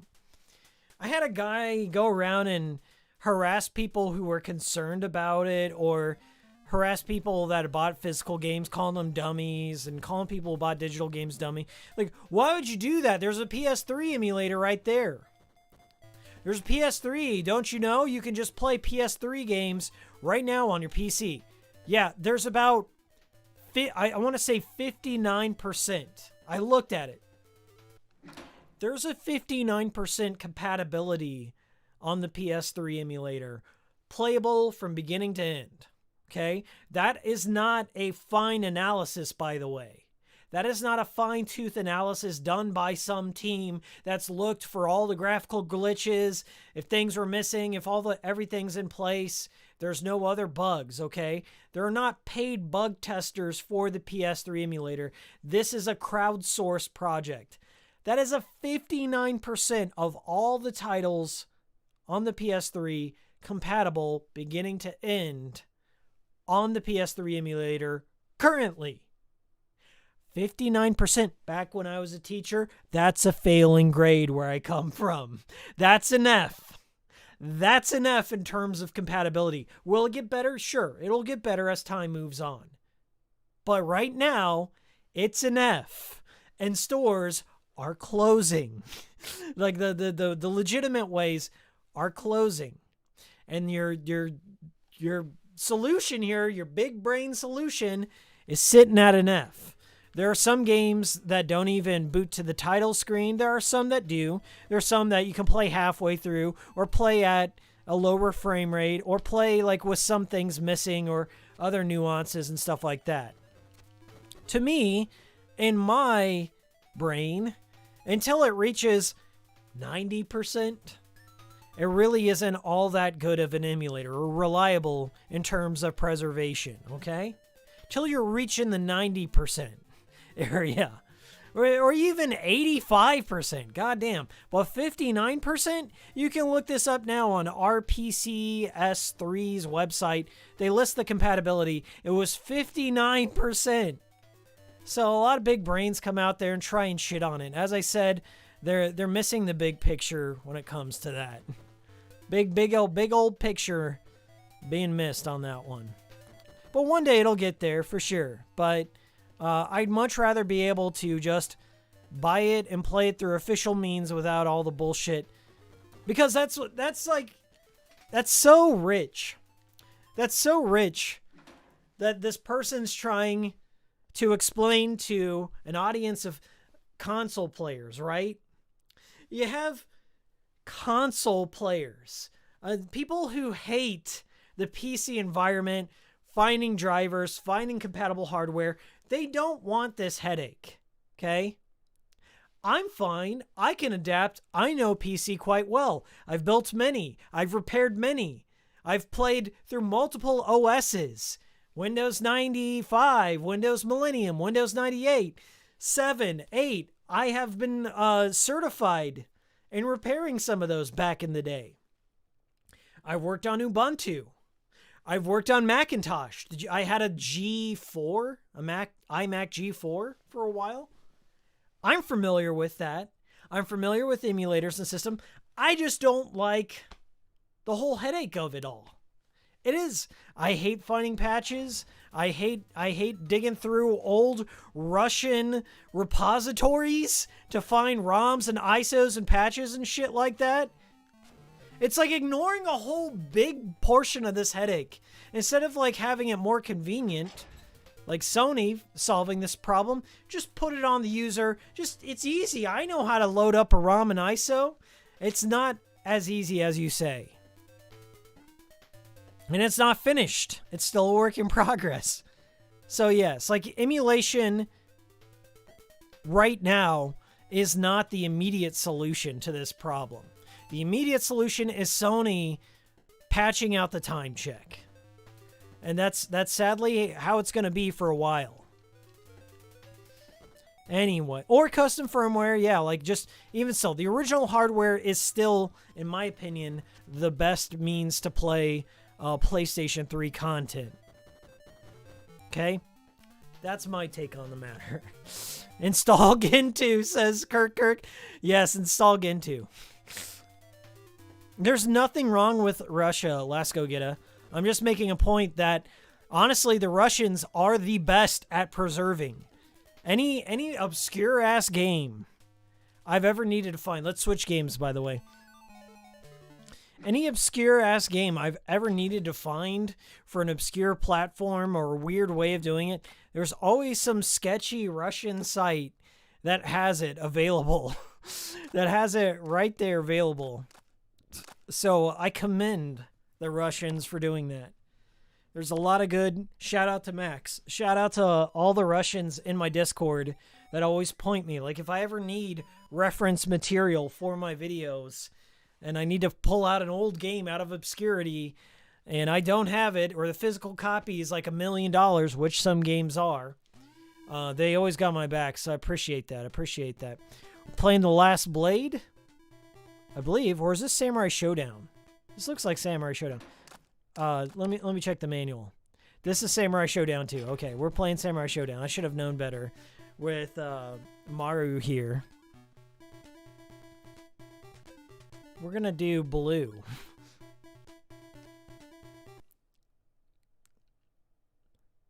Yeah, as I said, it's the focus is in the wrong place. The people who are just like excusing Sony on this, I don't know what their intentions are. If they just want to be an asshole about it, I get that. If you want to be like just a contrarian edgelord, I get that. There's some, oh my god, the AI on here. Oh god. Let's exit this one. I think I'm gonna have a bad time. I was playing SNK Gals Fighter. I really like this game. I really like I think this plays solidly. So we're gonna let's do a reset. We'll start from the beginning. Look how fluid this emulation is too. The menus are super quick. And it's fun and inviting. Like, I don't feel intimidated by this as a user. Like I do with RPCS3. Neo Turf Masters is excellent. Excellent on the Switch. I bought the Classics collection.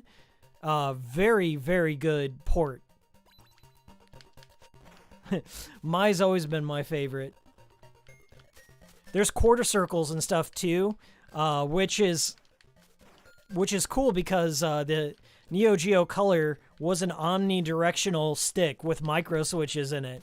So you could pull off fighting games. This is why you see a lot of fighting games on the Neo Geo Pocket, because they just it was like the system was designed for that.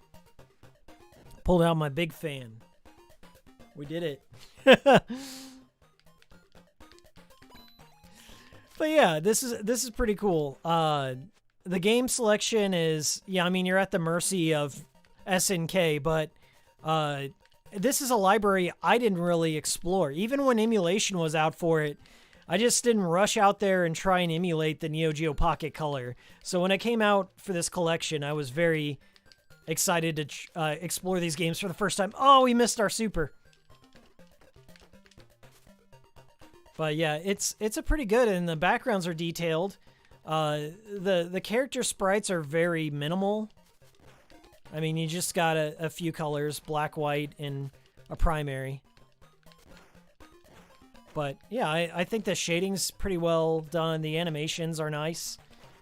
I mean, if you were to play a fighting game on the go back in the late 90s, I would say go with Neo Geo Pocket Color. But the backgrounds are just so gorgeous.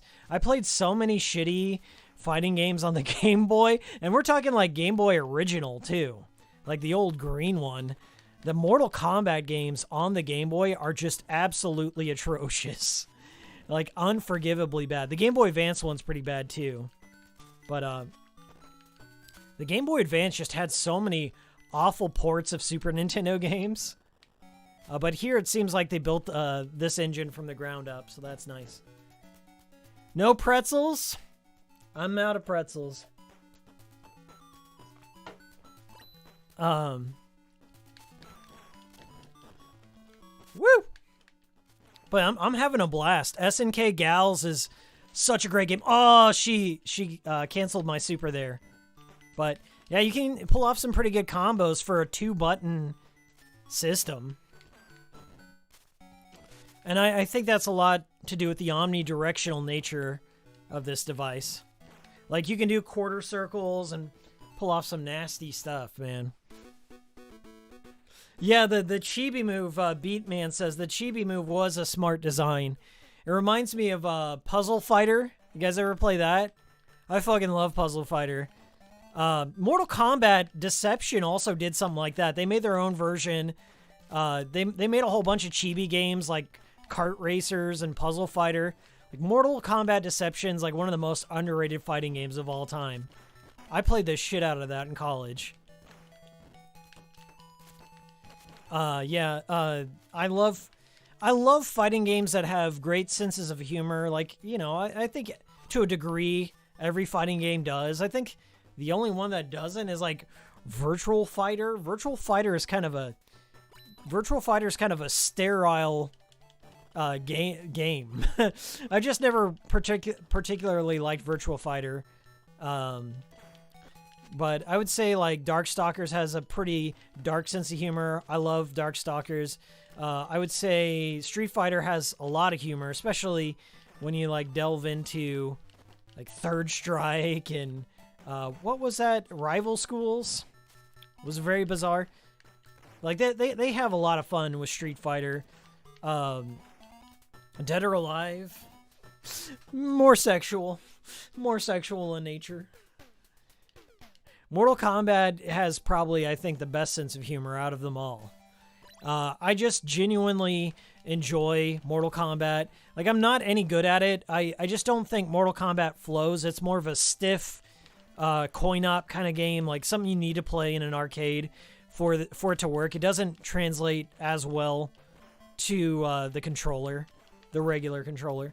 But Mortal Kombat just has always made me laugh. Like, even the worst games, like the Mortal Kombat Mythology series made me laugh. And from the get-go, like the way they like retcon things and rewrite their mythology is just funny. Like just spending an afternoon, spending a night reading the Mortal Kombat wiki and all the lore changes and retcons and the mass amount of characters, and how even like the stupidest characters, like Freddy Krueger, has like some big connection to the greater lore of the series. I just love that shit. I'm gonna go. By the way, I've had both my COVID vaccinations. I got the Moderna. I'm still alive. Here I am. I'm gonna go back to the theaters to see Mortal Kombat, the new one, the new reboot movie in theaters. My local theaters are showing Mortal Kombat. It blows my mind that, like, as we're starting to kind of come out of this thing, that Mortal Kombat would be one of the movies to come out, like one of the big box office draws to get me to come out of my house and go see it. So yeah, I'm going to see Mortal Kombat. I'm very excited about that. I might even do like a little video on it or something, just like a little drive-through movie kind of things. Drive-in mutant fam right here, old Joe Bob style, on the Mortal Kombat movie. It's relevant to my content. It's video game related.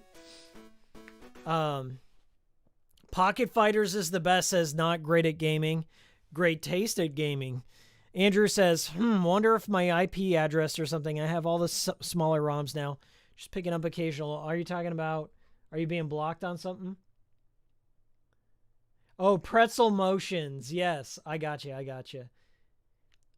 Where's Chun-Li in the new Mortal Kombat movie? That's right, says Last Go Get. I read that article. There was, I don't know what outlet it was. There was like this really small, maybe it was BuzzFeed or something like that.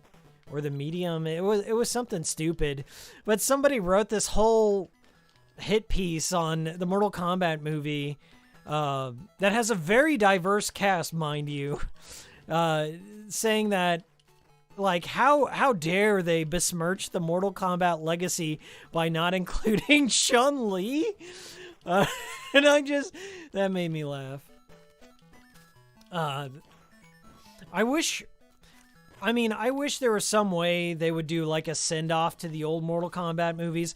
I love Mortal Kombat and Mortal Kombat Annihilation. Got her right there. I didn't knock out Nako there, but I got her.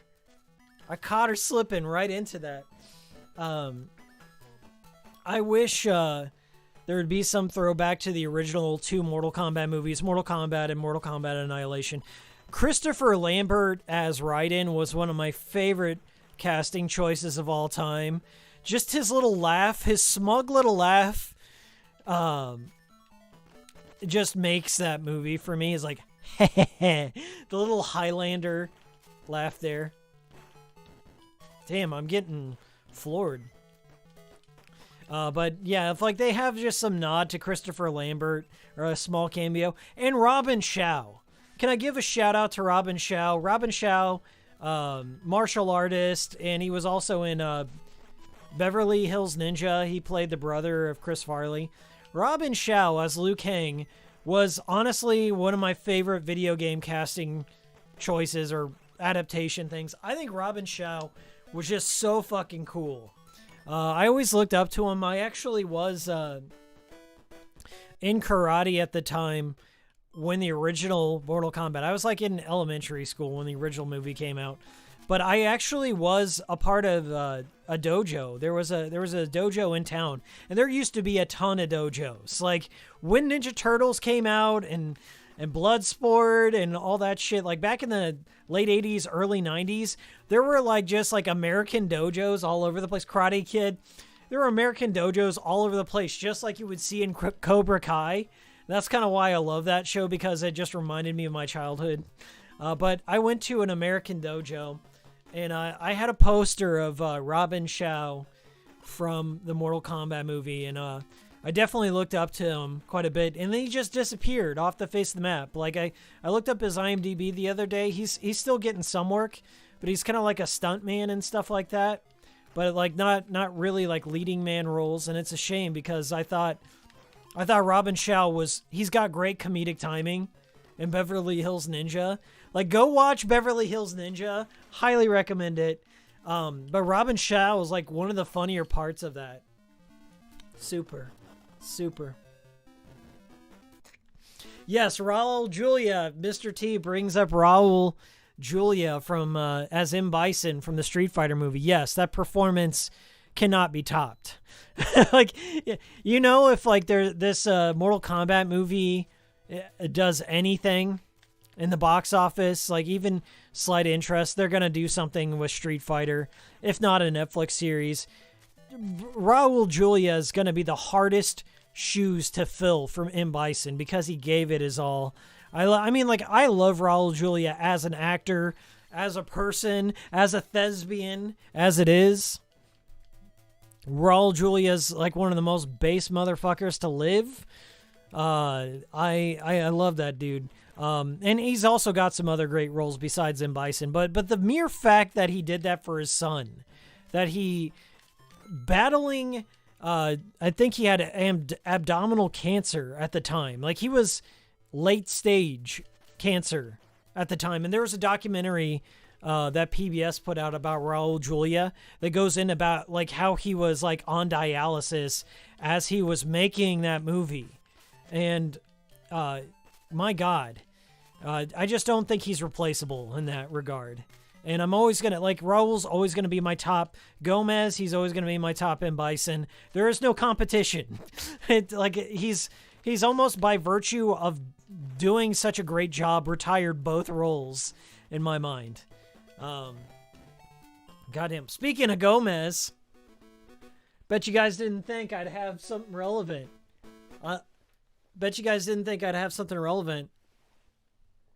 I still got my Raul Julia Gomez cream right here. Gotta mia. Right here. This is my Raul Julia. I meant to show this off earlier in the stream. Okay. We're creeping up here on 2 hours. I'm going to end it here pretty soon. Because I think this has been a legendary stream. You guys made it awesome. You asked some great questions. We went through a lot of emotions, but I think this is pretty important. If you're new to the cool stream, I'm going to need something from you. I need you to leave that like. Leave that like. Get out of here. Leave that like, please, and thank you. Really helps the channel. There's this independent person that makes like all sorts of like hand creams, candle wax melters, sprays, body wash, all this, and they're all themed around like horror and movie icons. Their name is Loreworks, and they made Gotta Mia, the Gomez cream, as I call it. This Gomez cream showed up in my Cult Game Boy video, but Gotta Mia. a faithfully smooth, luxuriant blend of honey tobacco leaf, cigar smoke, cinnamon, clove, and burnt caramel. Cigar smoke, like cinnamon, burnt caramel. It smells so delicious. It smells like Gomez's den, like his pipe room. And I've had this for a few years, and I still have a lot left, and I still use it. I used some today. I love this smell. A little bit goes a long way with this, but I buy all of Loreworks stuff. Recently, Loreworks had a restock, and I bought this for my girlfriend because she's like a huge Jeff Goldblum fan. And they released a Jeff Goldblum spray here. This is you can use it on your body or just in your room. We just use it as like a air freshener. This is a Goldblum spray. Let me see if it'll focus, if you can see that. That's a Jeff Goldblum spray. It's called Daddy Goldblum fragrance. And this is what Jeff Goldblum allegedly smells like. Baroli and golden plumeria blooms mellowed with creme de coco, patchouli, smooth sandalwood, and sensual musk for a titillating treat worthy of worship. Daddy Goldblum right there. Give it a little spray. And it does. It has like that rich patchouli smell to it. Bit musky, bit kind of like I don't know, like your dad's cologne is what it smells like. So I got that going for me. We also bought a couple of wax melters. One of my favorite things Loreworks ever put out was a Friday the 13th one. They put out a Friday the 13th like line of products, and they put out one called Killer Mommy. Like from the first Friday the 13th, where Pamela Voorhees hears Jason's voice, and she's like, Killer Mommy, in Jason's voice. It smells like roasted marshmallows, like a campfire. It's got like campfire and roasted marshmallows, and we sprayed that all the time, man. There was even a body wash. We bought the body wash of it. Oh my God, smelled so good. But if like this was not a planned plug, by the way, Loreworks is not paying me, but if you're interested in checking out Loreworks' products, I think they're like 100% vegan materials, if that matters to you, but they make everything by hand. Loreworks is on Instagram. It's like LORE Works on Instagram, and I think their website's therealmoflore.com or something like that. Anyway, they got all sorts of cool movie-themed merchandise, and it's just like, if you like good smells, I'm a good smells guy. I gotta have something going, and they're all fun. So they have like, they run out of stuff because they're pretty popular, I think, in Instagram or whatever, but I love that shit. I love handcrafted lotions and scents and candles and... Oh! We got trapped. I think this is the final boss. Yeah, got him. Nailed him. KO. Yeah, use promo code Hikiko21. No, Hickory21. Promo code Hickory21. Ooh, we missed that one. Got him with the yoga fire. Oh, come on. We didn't break through that. Yeah, Maya is awesome.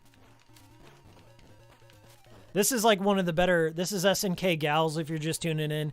SNK Gals is like one of the better games on this collection. Oh, nailed it. Not enough to take him out, but take out Miss X here. Ooh! They're catching up. Okay. We may have to do some cheap strats. Got him! It's really easy. Like, the way the Neo Geo Pocket was designed, it's so fluid. So fluid. And I guess this conversion here, this port, just handles so well. Thumbs up. Thumbs up from your pal Hickory. They got Ecto Cooler shower gel. That, yes, Mr. T, they have Ecto Cooler shower gel. It smells so good. And it's all slimy and green. It's great. I really do hope this, like, I hope some of you guys go out there and support it. I've been buying from them for years. So we beat the game. That was it. That was our story. But one thing you need to know about this is as you play through the story mode, so like I'll show you here. We'll pick Maya again just in case it's specific, but you can get special items. So it just like gives you a reason to come back. You can get like max gauge, your gal gauge. Your gal gauge is your special max at the start. And the Mighty Bops power-ups. I don't know what Mighty Bops is, but it powers it up, which is pretty cool. Let's exit this game. Maybe I'll throw one more on before we end the cool stream. Get your questions in. Get your questions in. Get those thumbs in. Now's your time. I've kind of now got to figure out what my next video is going to be. Some people are like, make a PSP video, make a Vita video. I'm kind of curious on that topic because now my system videos are doing fairly well. And I think it's a good way of me to cover a lot of ground in a small amount of time. I'm still going to put my heart into these videos, by the way. So expect that. At the end of the month, we got 2 games I'm looking forward to. I'm looking forward to Saga Frontier Remastered. Oh my God. Saga Frontier is like one of my favorite games of all time. All-time favorite. Getting a remastered on the Switch and the PS4. Physical only on Switch. They had a PS4 version. I was going to go with the PS4 version. They canceled the physical version. So I have to get, like, from PlayAsia. From PlayAsia, I have to get the Switch version. So that's what I'm doing. And then Nier Replicant, the remake of that, the remaster of that, that's coming out as well. Also an all-time favorite, the original Nier, Papa Nier. So yeah, that's at the end of the month. I'm going to try and put out a video before then. And who knows how this story is going to develop too, so I'll probably do that.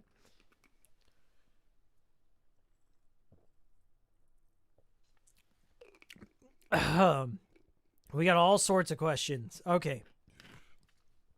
Do I have a Wonder Swan? No, I don't, but I'm very interested. If they put out a collection for the Wonder Swan like this is amazing, by the way. If they put a collection out like this, I would definitely buy it. As far as owning a Wonder Swan, unless did it have a backlight, that would be a selling factor for me. We got Fighters. We got Golf and Dark Arms Beastbuster. I'd love to talk about this game sometime. Check out the box. I crave power. Power Lucifer can only imagine. Lucifer. To obtain the ultimate arm, one man has entered the evil's realms. What fate lies in wait at the end of many fierce battles? So this is an RPG. You can kind of see with this screenshots. There's a fantastic review of this by Michael's Retro Game Review. Shout out to my homie from Great Britain. Yeah, he put out a fantastic review of this that goes into detail. I'll show off a little bit of it before the end of the stream, but this is a third-person shooter RPG on the go. It's really ambitious. I like it a lot. It's got great music. It's just overall pretty cool. And it was the reason why I bought this collection. I like Metal Slug. I like SNK Gals. But this here. And then they even picked the dark theme, too.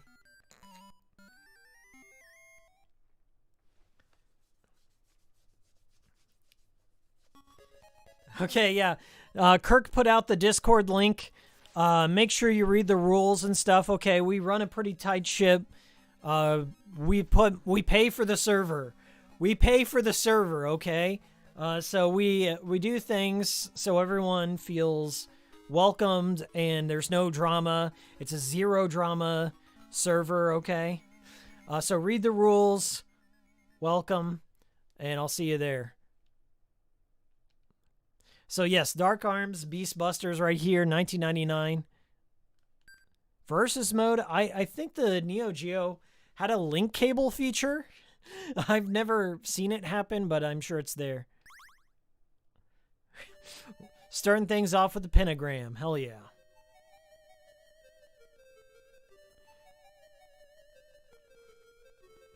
No one has uploaded the music to YouTube. That sucks. It may be on is it KH Insider? KH Insider, something like that. That's a good spot for it. Yeah. Mr. T says, I'm cool with no drama good. We're all pretty much... There's like basically 2 rules on my server. No drama. 3 rules. No drama, nothing illegal, and there was another one. Basically those 2 things. No drama, nothing illegal. Nothing that would get the server in trouble. Okay. We pay for it. We nitro boost it and everything. And if you start spamming shit, we'll ban you. There ain't no and no children. That should be rule number 1. No kids. Kids shit up every community. I'm sorry to say it. Doesn't matter what community it is. Kids really ruin it. So if we suspect you're a kid, like there are some people that are like more mature for their age and like you can't tell that they're a kid, but if we find out you're a kid, it's an 18+ server. We got to give you the boot. Sorry. So that's it. That's it going up front. Welcome otherwise. It's a pretty chill server, comprised of adults and people that are just sick of modern gaming mostly. But also, we share a lot of cool stuff.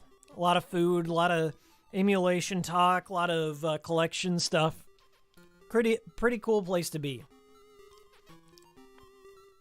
That's going to be a 24-hour link, by the way. So, like, get it today. Either do it today or you're out. We keep the server really small for a reason. Like, there's a theory I have. Like, the bigger a server gets, like, the harder it is to control. And the shittier it becomes. And then the community aspect's gone. So, I'm not saying there's, like, a huge vetting process. But if you're, like, kind of a douche...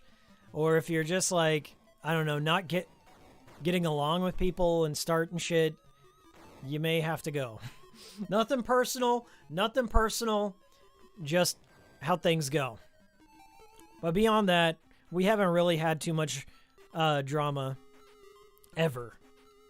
It's been a pretty chill server, and that's the way I like to keep it, so that's kind of why. Seeds? If you don't like the weapon you made, you can change your weapon back into a seed. Oh, so you can build up multiple weapons? Like there's weapon trees and stuff? And then you can revert it if it turns out to be shitty. That's crazy. Now let's figure out how to get out of here. I think it's just down. We're going to the dark grab.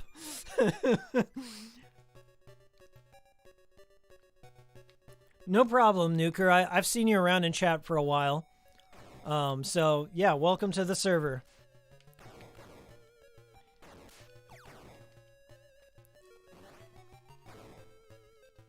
Yeah, Nuker, I'm not going to say what you just posted in chat, but yes, that's also a concern too. We don't want any of that shit ever. As I said, it's an 18+ server. Adults talking with adults. Behave. I really shouldn't even say that much. Like, that's the expectation. Just be cool. That's it. That's all I got to say on that. That was my little piece. If you don't like it, sorry. But we just keep things low profile and fun. And everyone in there, like my server, the people who've been in my server for a while are just like, as I said, they're adults. They're people that just don't have time for any drama or any shit like that. So that's pretty much where it's at. And we definitely don't want any kids running around in there doing anything. Existing. From a baseline existing in the server.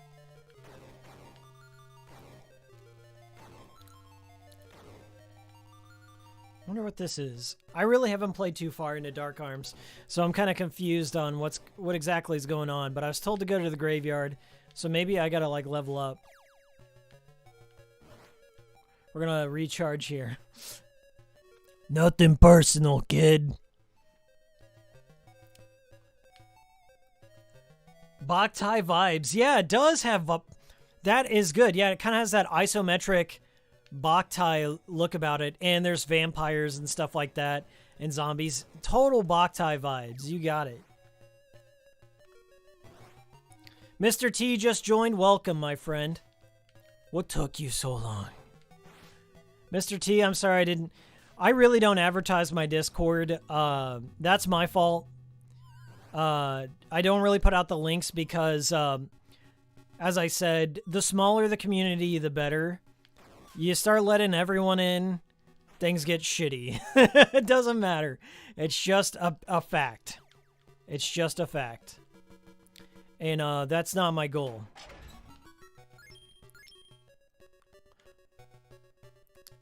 Delta, yes, you can join. The Discord link was posted. Just go up there, click join, and you'll be good to go.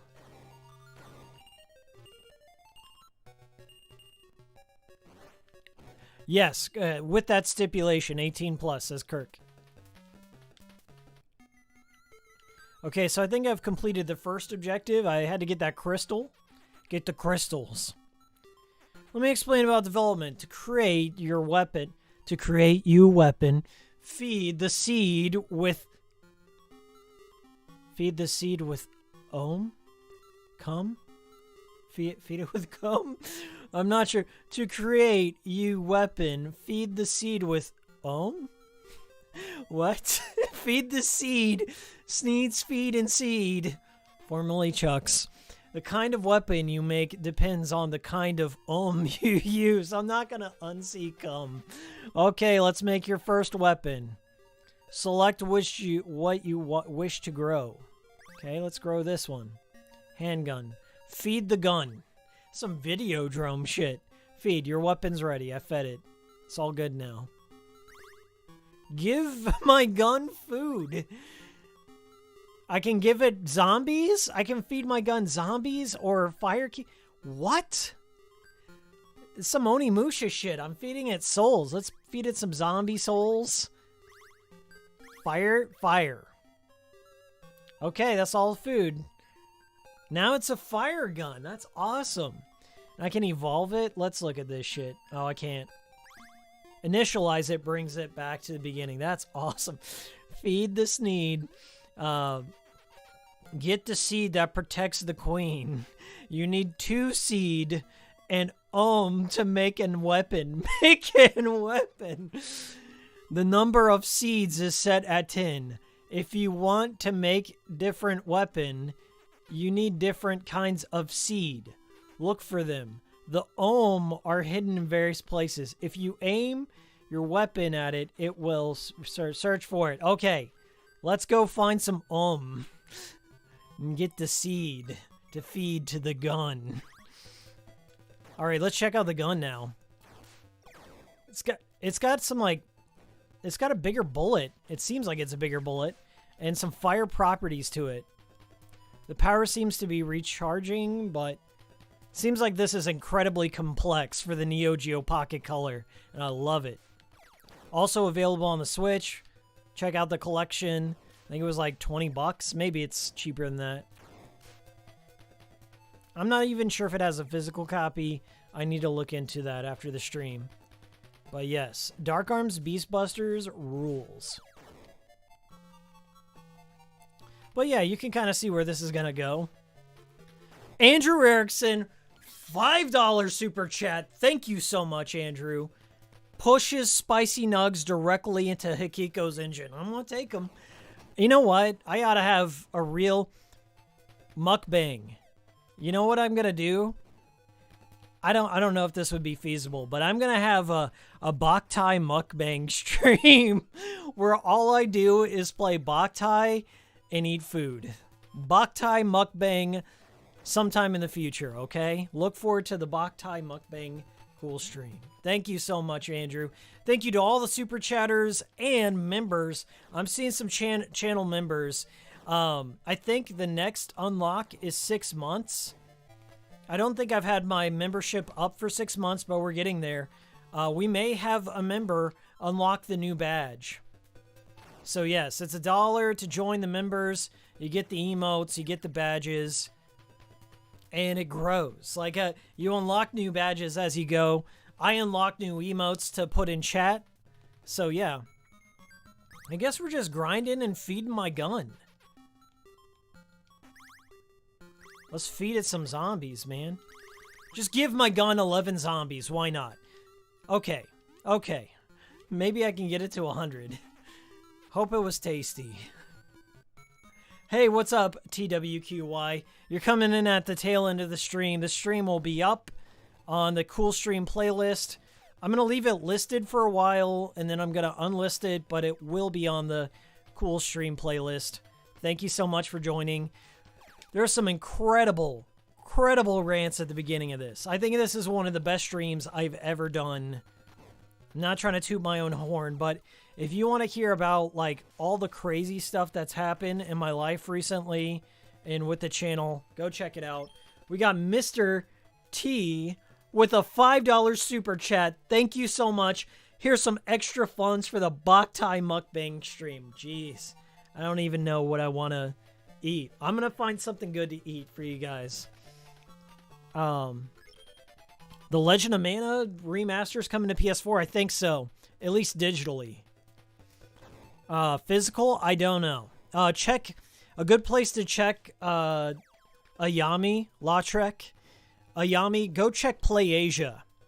Play Asia is where you're going to find out. And honestly, support Play Asia. So Play Asia...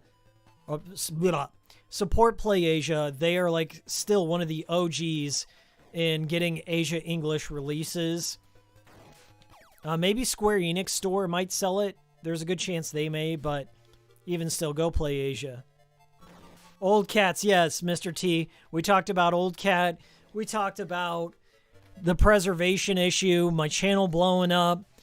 We talked about every little thing under the sun. Then we talked about the Neo Geo Collection, which is available on the Switch eShop. One of the best ways you can play it in the modern era. This is Dark Arms Beastbusters. I'm Hikiko. I'm about to wrap up because I'm getting hungry. I got some spicy nugs in my life. Coming soon. Coming soon. But yes, thank you so much. It's been a banger. Total banger of a cool stream. We're creeping up on 2 hours and 30 minutes. If you're watching this from the archives, thank you so much. There's like 100 cool streams on there. If you need something to listen to in the background, they're up there. Go check out my other playlists. I've organized everything on my channel by playlist, so it's easy to find if you're just joining or subscribing. I've got years of content on here. That Sony thing, I usually don't put out videos back to back to back to back, but the story kept developing, so it is what it was. Yeah, rest in peace for Lick Sang. Let's go get her. Lick Sang was fantastic.